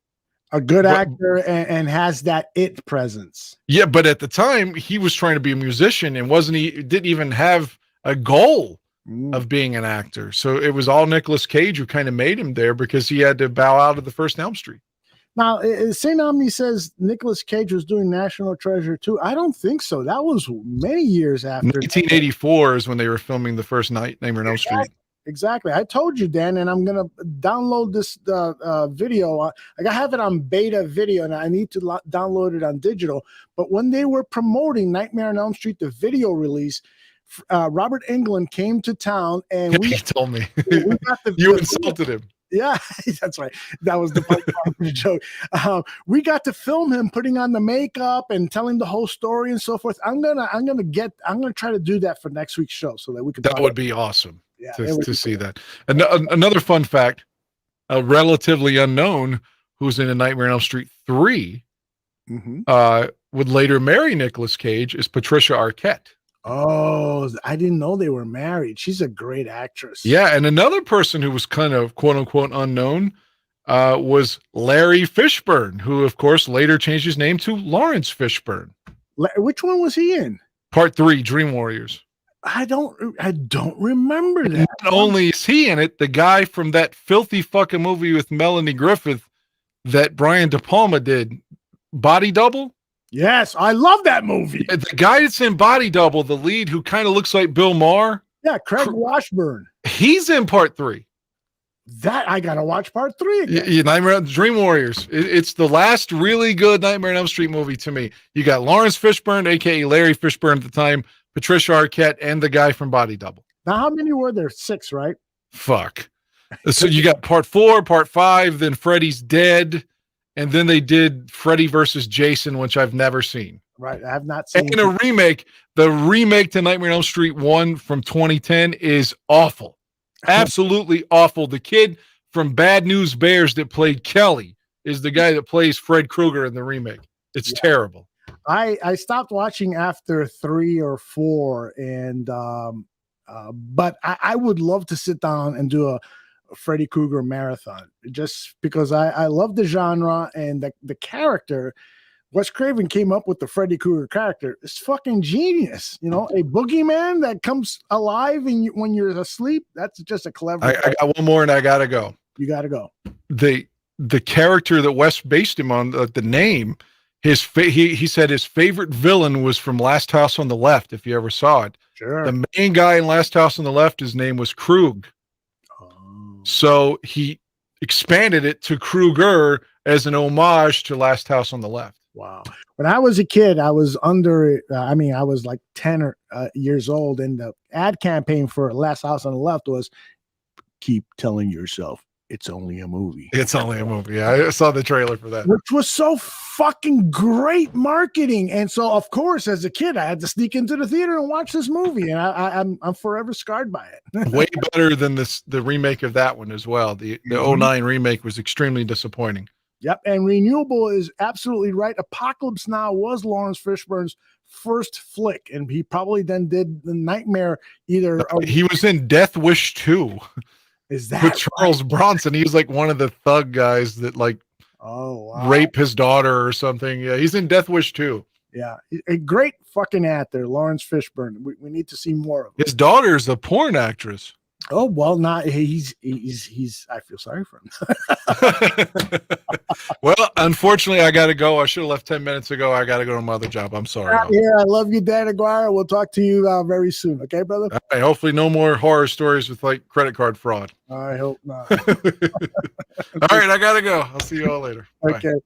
That is Dan Aguirre. He's out to save some lives. He works one of his multiple jobs is he works as a 911 operator. And so that, of course, is much more important than what we're doing here. I'm going to go on another 10 minutes or so. I want to let everybody who's watching on Facebook, when you're watching live, if you go to StreamYard.com/Facebook, if you just register to that, they're going to ask you some, you know how Facebook is. They want to fucking know everything about your life. They're going to ask you for some information. But if you want to interact with us live during the show so we can see your comments and put your comments up on the screen, just go ahead and register. If you're already a Facebook member, they already know, where you're going, how many shits you're taking a day and all that stuff. Go ahead and register. That way we can flash up your comments and interact with you live on all of our shows, not just this one. I wanted to, because, Dan had this issue with credit card fraud earlier. We started a half hour late. So I had a few more things that I wanted to share with you. So I'm going to stick around and do that. Number one is Matt Eberflus had his press conference yesterday. And there were a couple of things that I wanted to share with you. Oh, fuck. I wanted to share this with Dan too. This is our Christmas card.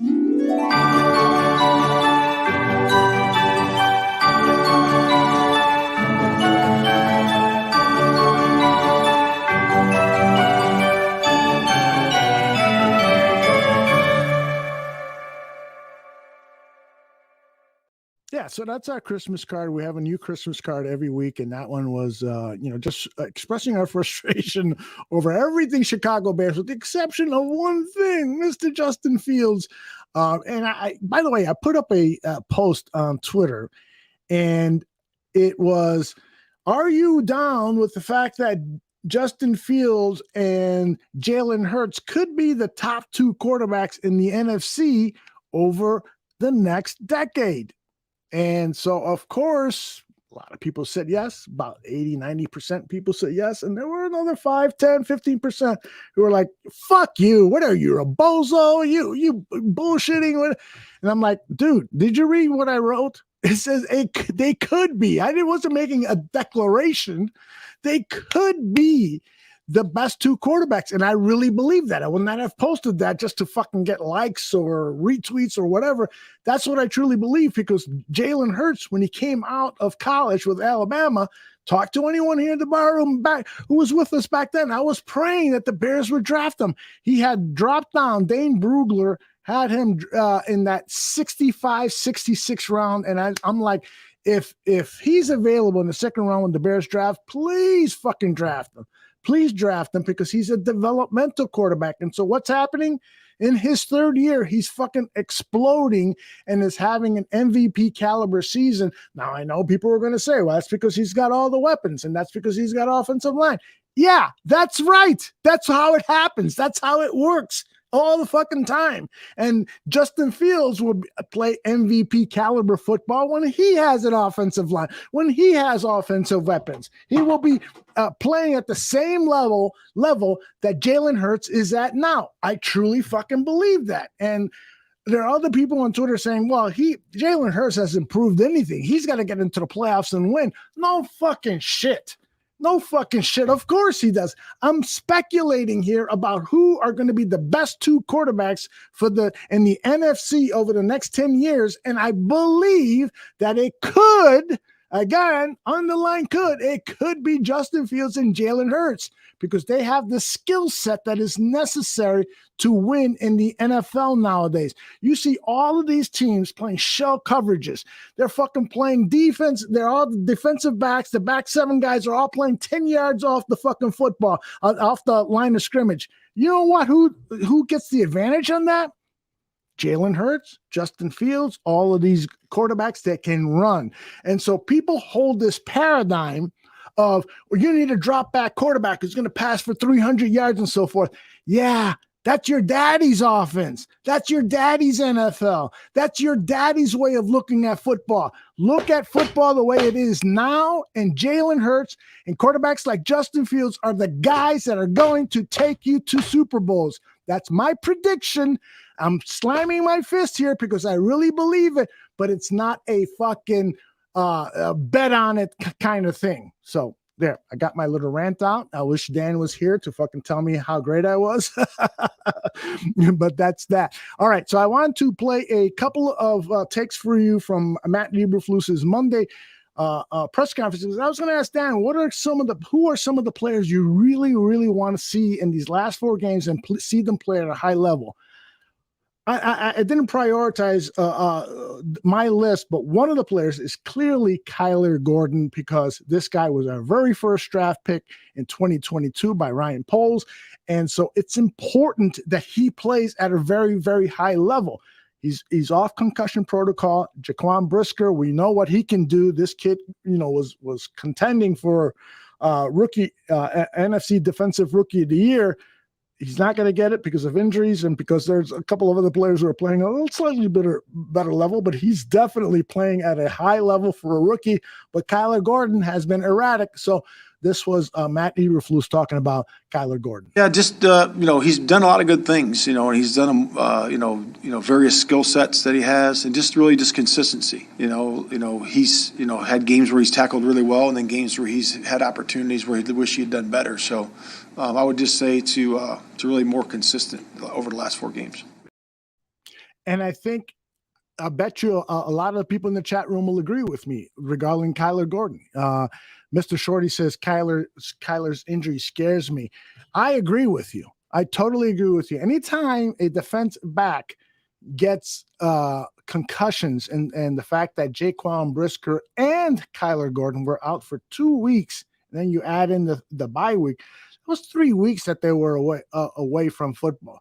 I remember Sam Shields, the cornerback of the Green Bay Packers. He started suffering repeated concussions, and my Green Bay Packers friend and myself, I said, Robert, this guy should fucking retire because, a small-bodied guy who tackles with his head first is not going to last long. He's going to get repeated concussions, and this is serious stuff because it affects your cognitive abilities as you get older. You don't want to see that with any human being, even a Green Bay Packer. So, and it scares me that Kyler and Jaquan Brisker have had concussions that took 2 to 3 weeks to get them cleared. So hopefully, knock on wood, as Nomad said, that's not going to be the case with those 2 guys. But Kyler Gordon is definitely a guy that I want to see. I'm going to be looking at closely over the next 4 games. Hopefully he plays all 4 of those games. People in the chat room, let me know who else you want to focus on in these 4 games, because that's what it's all about now. These 4 games are not, let's be real. The chances of us beating these better teams, these teams with much more talent, are very minuscule. So if we don't win, we're all going to watch these games and hope and pray and wish that they're going to win. But if they don't, then we want to look at individual performances. And in fact, Eberflus talked about that. It almost sounded, I wish I would have pulled that soundbite. Eberflus sounded like, that's the main thing that's going to happen over the next 4 weeks is looking at position groups and individual player performance. Didn't say anything about winning. But Michael Henneman says Claypool and Leatherwood. You're absolutely right, Michael H. Chase Claypool.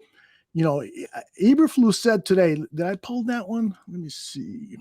No, I did not. Eberflus said today at the very last question in his press conference, he was asked about Chase Claypool. How much does he know about the playbook and has he improved on that?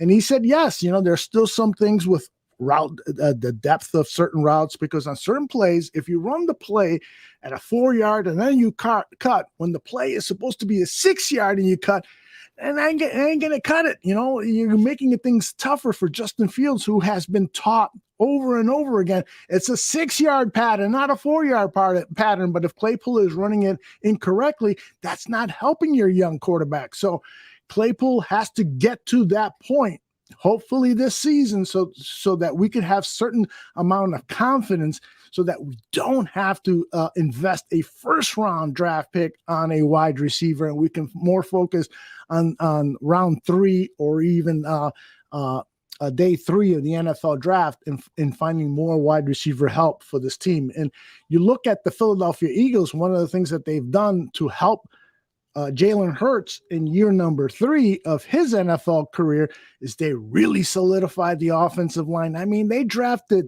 in the second round depth for the offensive line. They knew the guy that wasn't probably going to start, but they drafted depth and they acquired wide receivers. And so that team is just loaded with the talent that Hurts needs. And is that my dog? It's probably my dog. If he's crying, then I'll have to leave because he probably needs to go outside or he's going to take a shit in the house.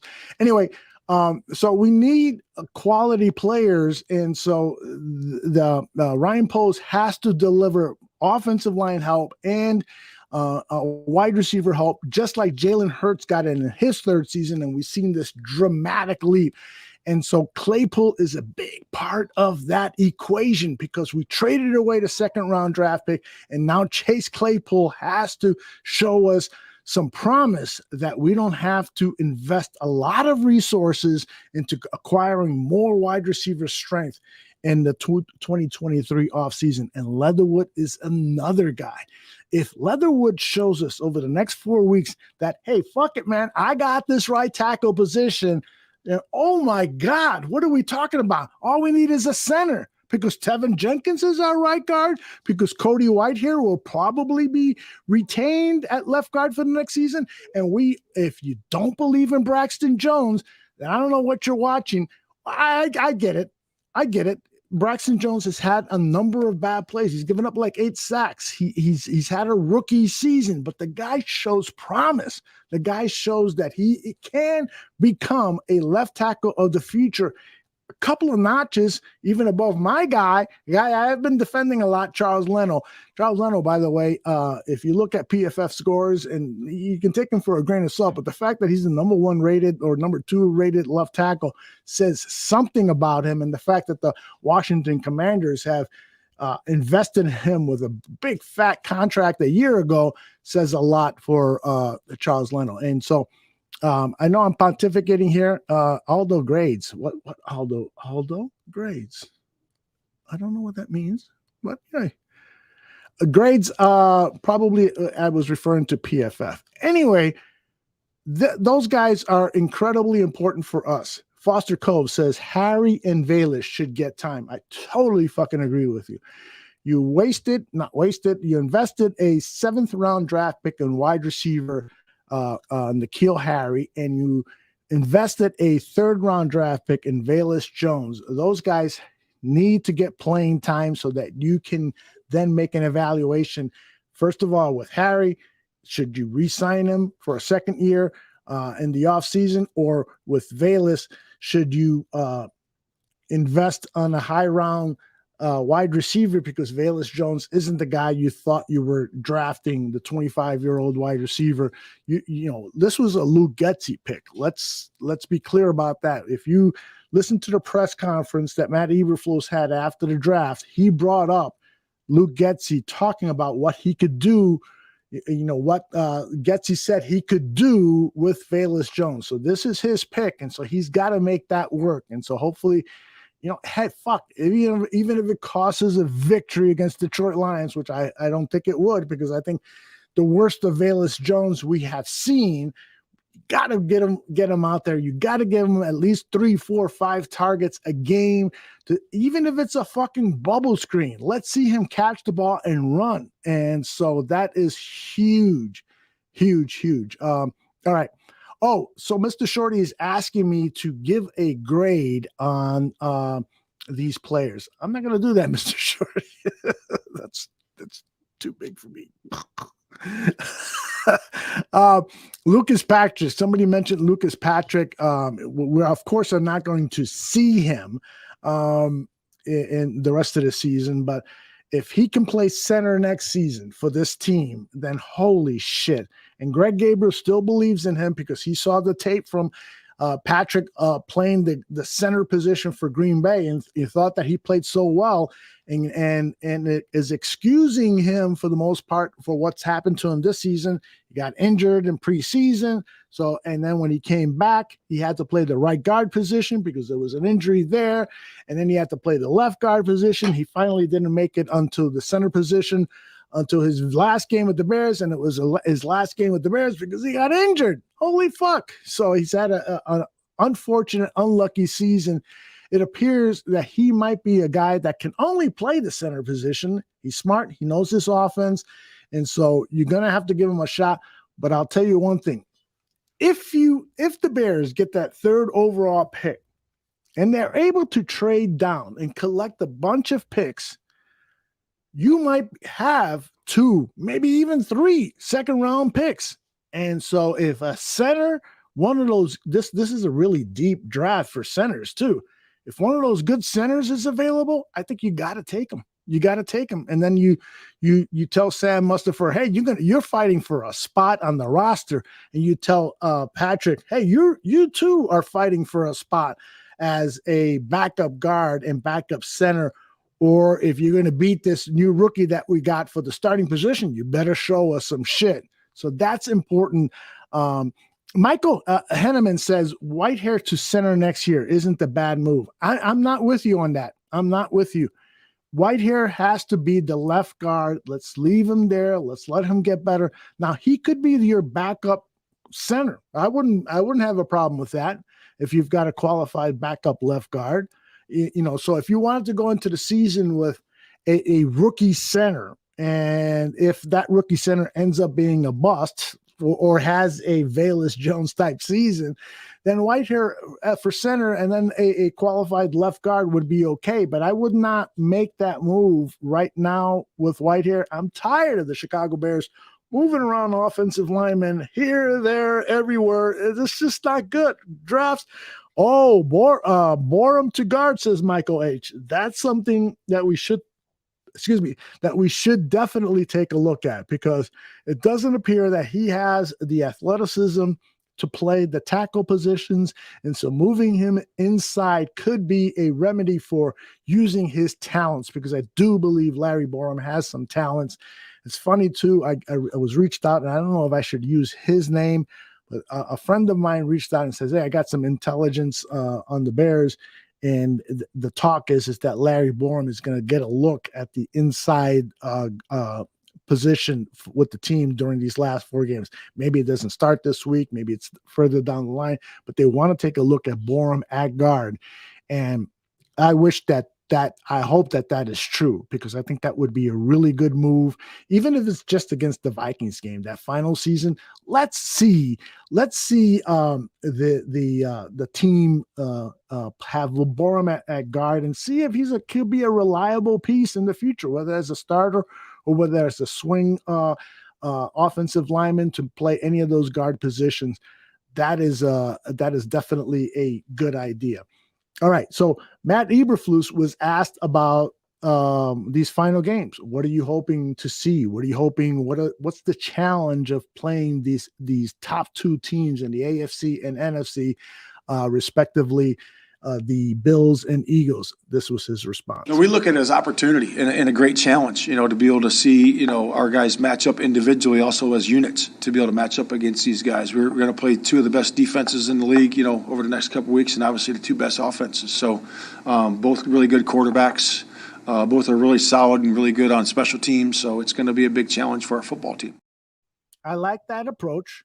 This is not about necessarily beating these guys. It is about seeing the individual matchups at this point of the season. And I want them to win. I truly, truly do.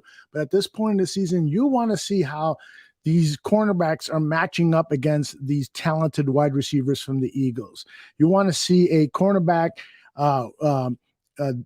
go up against Stephon Diggs and shut him down. You want to see Jack Sanborn continue to improve, because what happens over time, of course, is that the coordinators see tape on players and they say, okay, here's a way to beat Jack Sanborn, or here's a way to beat Jalen Johnson, or here's a way to beat whoever. And so So now is that stage when there's enough tape for coordinators to take a look at these players and say, all right, I got them. This is how we're going to beat Sanborn. This is, it took a while with Nick Kwiatkowski, but they coordinators quickly learned the fucking crossing patterns. He can't run with anybody. He's not a sideline to sideline linebacker. Beat him that way. St. Omni has asked me, Aldo just said not to move linemen around. Yeah, I truly believe, I'm old school with that saying. I truly believe if you draft a left tackle, let him play left tackle. That's what he played at college. That's what he was good at. That's the quickest road to success. Now, I'm not saying that you shouldn't, consider or even move certain guys around. There are certain situations, there are certain players that maybe had skills in college that weren't applied properly, and in the pro game you can make that change. So that's not an exclusive opinion that I have on moving offensive line men around. But for the most part, I believe you need to fucking move guys, keep guys at the position that they're most accustomed to, because it expedites their progression. It expedites their ability to play at a high level. And so I just don't like that. Nomad, who has played offensive line, says they're about to find out ain't nothing free with these Bears. That's right. It ain't nothing free with these Bears. It's going to cost some money. It's going to cost some effort. It's going to cost a hell of a lot with this fucking team. Other news from this week, it looks like Khalil Herbert is going to come back and play the last 3 games of this season. I don't think he's eligible this upcoming week against the Eagles, but his progress has been going so well that when he is eligible to come off this IR list, he should be ready to go against the Buffalo Bills. And I am loving that, because this is another huge question for the Chicago Bears this offseason. David Montgomery, what are you going to do with him? I love the guy. But in business, like I said 2 hours ago on this show, and sometimes in business, you just can't make a business decision based on love, based on friendship, based on admiration. And as much as I would love David Montgomery to play the rest of his career with the Chicago Bears, it might be best from a business standpoint to go elsewhere. You can get as good production, maybe even better production from a different guy who is going to cost you half the amount. Now, if they re-sign David Montgomery for $5, $6, $7, $8, $9 million a season, would I be upset? Hell fucking no, because I love the guy, because he's a great competitor, because he moves the ball, because on short yardage situation, he can meet with a defender at the line of scrimmage and carry that guy for 3-4 yards to make a negative into a positive. He's all of that, and he's a team leader. So I love the guy, but at the same point, from a strategic standpoint, there's a lot of good running backs in this draft. There's a lot of good running backs available in free agency. So David Montgomery, can you go? And so the question regarding Khalil Herbert is, all right, can we count on Khalil to be the number one guy, meaning he's going to get the majority of the snaps? And so the rookie that we draft or the free agent that we bring in will get the slightly less than half of the carries. That's a big decision. So watching Khalil Herbert when he gets back after this injury is going to be really, really important. Not that I have any doubt. And Nomad says, I want to see more explosion at running back. And that's the big knock against David Montgomery, is that he's had very few, not to say that he hasn't had any, but he's had few explosive plays. And explosive plays are defined differently from organization to organization. Some people, at the minimum, say it's a 15-yard gain.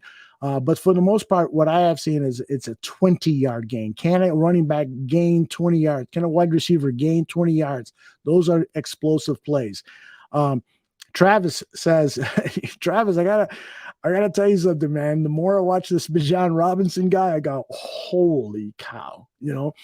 If the Bears get into a situation, there are two players in this draft that I know of right now. I'm not a draft expert. I just have started to do my evaluations and research into those and to players available and stuff. But there's two guys that I would think yeah, this fucking, if you're going to draft best player available, then, and if B. John Robinson and this other guy that I'm talking about are available, you might want to just, fucking scratch needs and turn the plan around, because my feeling is you got to focus on the defensive line. You've got to win the line of scrimmage. The offensive line isn't as bad as a lot of us believe that it is.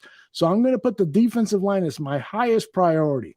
But if B. John Robinson is there, if we trade down, I'm not saying we're drafting in 2, 3, 4, or 5, but if we trade down for an additional first round draft pick, an additional second round draft pick, and maybe a first or second rounder in 2024, if B. John Robinson is there, I got to say, holy fuck. Because this guy is Saquon Barkley. And I hear a lot of fans saying, let's go after Saquon. Let's go after Saquon. No, Bijan will be a better player than Saquon Barkley. He's a better player, and he's a cheaper player too. Saquon's going to come in here and want 10, 12, $15 million. I don't know but it's way overpriced for a guy who constantly is getting injured. I would much rather have B. John Robinson, a guy who I think is a better pass catcher, and a guy who is a fucking leader in the locker room. This guy can elevate the play of the entire team just by his presence in the locker room. So B. John Robinson, you're probably wondering, okay, who the fuck is this other second guy that Aldo's talking about? All right, I got to tell you. Now, you Notre Dame haters are going to hate me for even mentioning this guy's name, but Mike Meyer, the tight end, can you fucking imagine having Cole Kmet and Mike Meyer, the tight end coming out of Notre Dame in the draft this year? Can you imagine lighting those two big beasts in the Bears offense, and then 2 wide receivers, and then a running back, Khalil Herbert, whoever? Oh my God, this fucking offense now looks fucking dangerous in a way that a lot of other offenses do not look dangerous. And so this is a special tight end, and Cole Kmet is developing into a special tight end. And I love the fucking chemistry that those two guys would have together, 2 Notre Dame guys, saying, hey, we really are the number 1 and number 2 receivers, not wide receivers, but receivers on this team. Bring back, and hopefully Darnell Mooney comes back, and hopefully Chase Claypool. Then you got Claypool, Mooney, those 2 tight ends, and Khalil Herbert with Justin Fields. Holy shit. I like that. I fucking like that. So as I've been doing my little bit of research here, it's been a thought that's gone through my mind. And I said, holy shit, man, this could be fucking sweet. So there's that. All right. What else did I want to talk about? Eberflus Christmas video, my smile talk. Oh, somebody mentioned earlier before we started that the NBA MVP award has been renamed as the Michael Jordan Award. Holy fuck, man. This was long overdue. And I wish Dana Guire would have been here too, because he knows his NBA history from that era. And so that would have been a really good discussion to have with him. I don't know. Dan is not from Chicago, so he doesn't have that same appreciation that a lot of Chicago fans have for Jordan. But Jordan is by far, in my mind, the absolute best to have ever played the game. And there's been a lot of great fucking basketball players, from Wilt Chamberlain to Abdul Jabbar, on and on and on. There's been a lot of great guys. But if you're going to rename the MVP award, name it after Michael Jordan. Somebody said calling him the Mike Award, calling it the Mike Award, which sounds pretty cool. That's not an NBA thing. It's just a St. Omni says, love Jordan, but let's stop feeding his ego. Come on, St. Omni. This is not about feeding his ego. This is about recognizing the guy who was the fucking greatest player in NBA history. And you can argue that. You can say LeBron is the best. You can say whatever. But naming an award after Michael Jordan, to me, is the most appropriate award, because he went to the NBA Finals 6 times, and he won all 6 in 6 games or less. That to me. And he was the guy. He was the fucking guy. To me, I don't understand fucking Jordan was an asshole. He pushed people around. Will Produce bitch slapped, and Steve Kerr, he fucking punched and stuff. He was not, and he's always into winning so much where he hurts people's feelings and stuff in card games and stuff. I can understand why people would be upset with Michael Jordan, but it's all about results, right? It's all about results. And once he had learned how to win, I got to give Phil Jackson a lot of credit, because the other coaches baby fed him. Collins and Lockery, do whatever you want out there. Do whatever the fuck you want. Shoot as many times. And Phil Jackson harnessed his energy and said, hey, Steve Kerr's wide fucking open. There's 3 guys guarding you. What the fuck are you doing? And so Jordan, and that's part of why he became the MVP of MVPs, because he adjusted his play, because he realized in order to win a championship, I've got to do more than just score. I got to involve the other players. So anyways, we're scratching that. So the idea of Michael Jordan being named, the trophy being named, the MVP trophy being named the Michael Jordan Award, is a spectacular idea. Khalil Herbert, we talked about. I want to let you know, Mr. Shorty with the good one here. His logo should be the NBA's logo. You're right. It's Jerry West right now. There's no doubt about it. It's been explained by the NBA. His figure of dribbling the ball was the figure that they use for the NBA logo. Yeah, I kind of like the idea of his logo being the NBA logo, but it's never going to happen because it's associated with the corporation, the Nike Corporation. But hey, let's give the guy his due in naming him the MVP, naming the MVP trophy after him. Is spectacular. Retro is still up. I know he's in New Jersey. It's 12:11 over there. His wife is probably saying, hey, you going to come to bed and take care of me? And Retro is like, hey, I'm watching Aldo, man. Aldo, I'm listening to you while I'm trying to go to sleep. I had not read this before, Retro. If I have a sex dream and you're in it, I'm paying you a visit. No, you're not.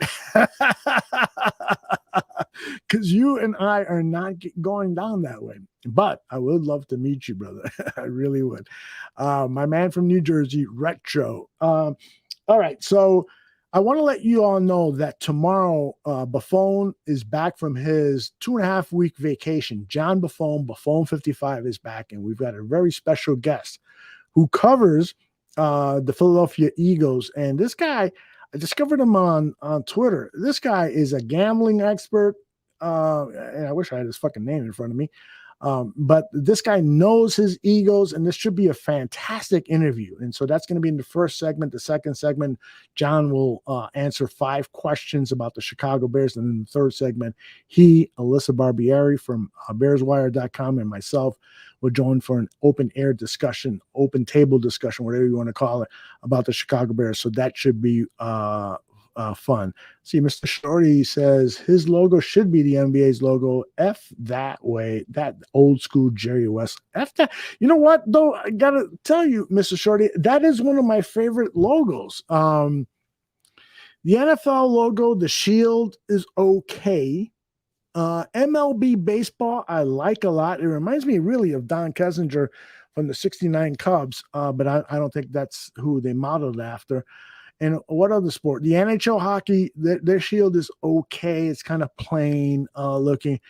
I got to tell you, the NBA logo might be my favorite of all the logos. I'd have to give that some more thought. But I always do like the idea of changing things up and, remodeling things. If the NBA say, hey, we're rechanging our logo, I'd be all for that. Jerry West deserves what he got. It doesn't mean that for the 2020s and beyond that he needs to be the face of the NBA in terms of being the guy on the logo. St. Omni says we need to organize a trip to save Tooch.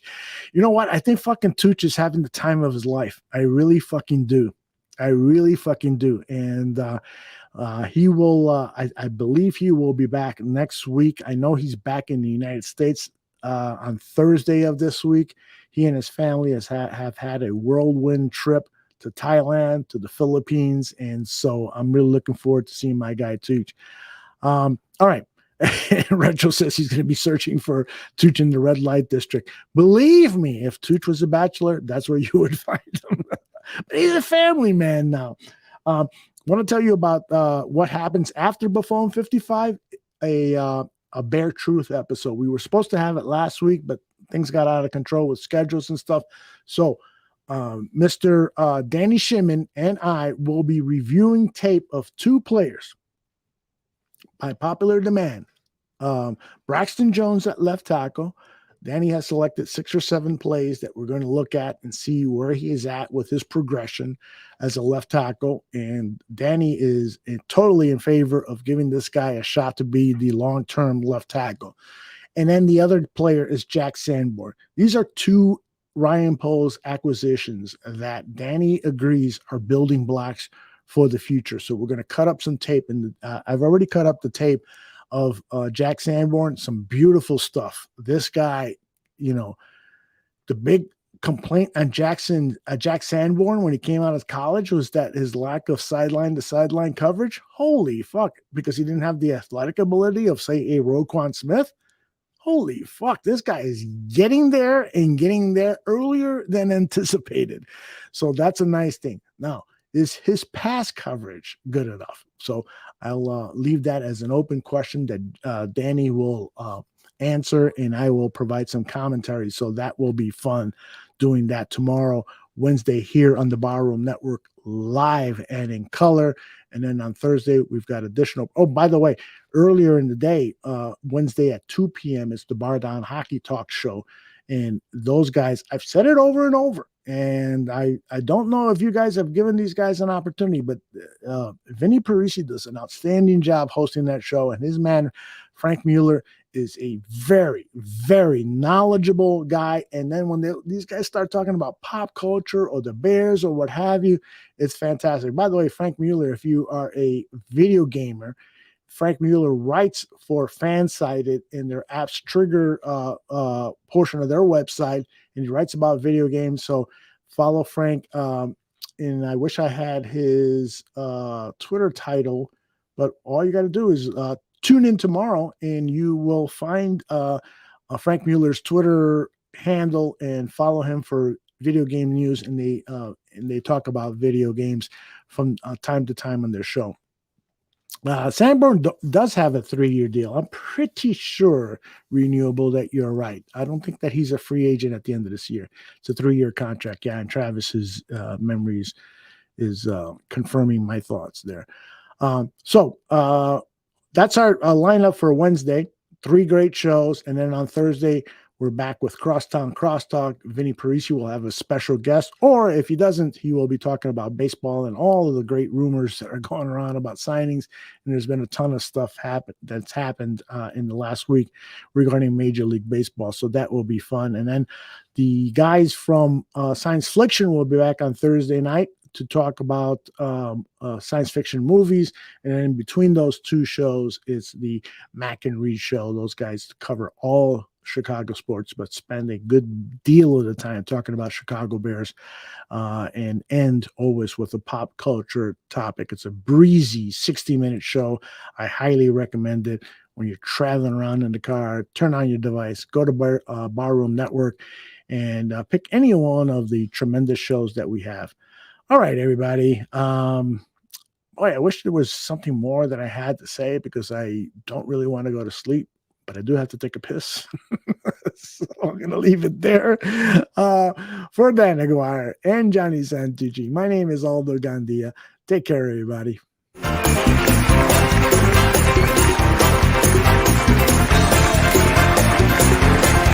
Thank you for listening to Dan and Aldo Bare Their Souls. Make sure you subscribe to the Barroom Network and you give us a rating on iTunes. Until next week, my name is Nomche. Bear down.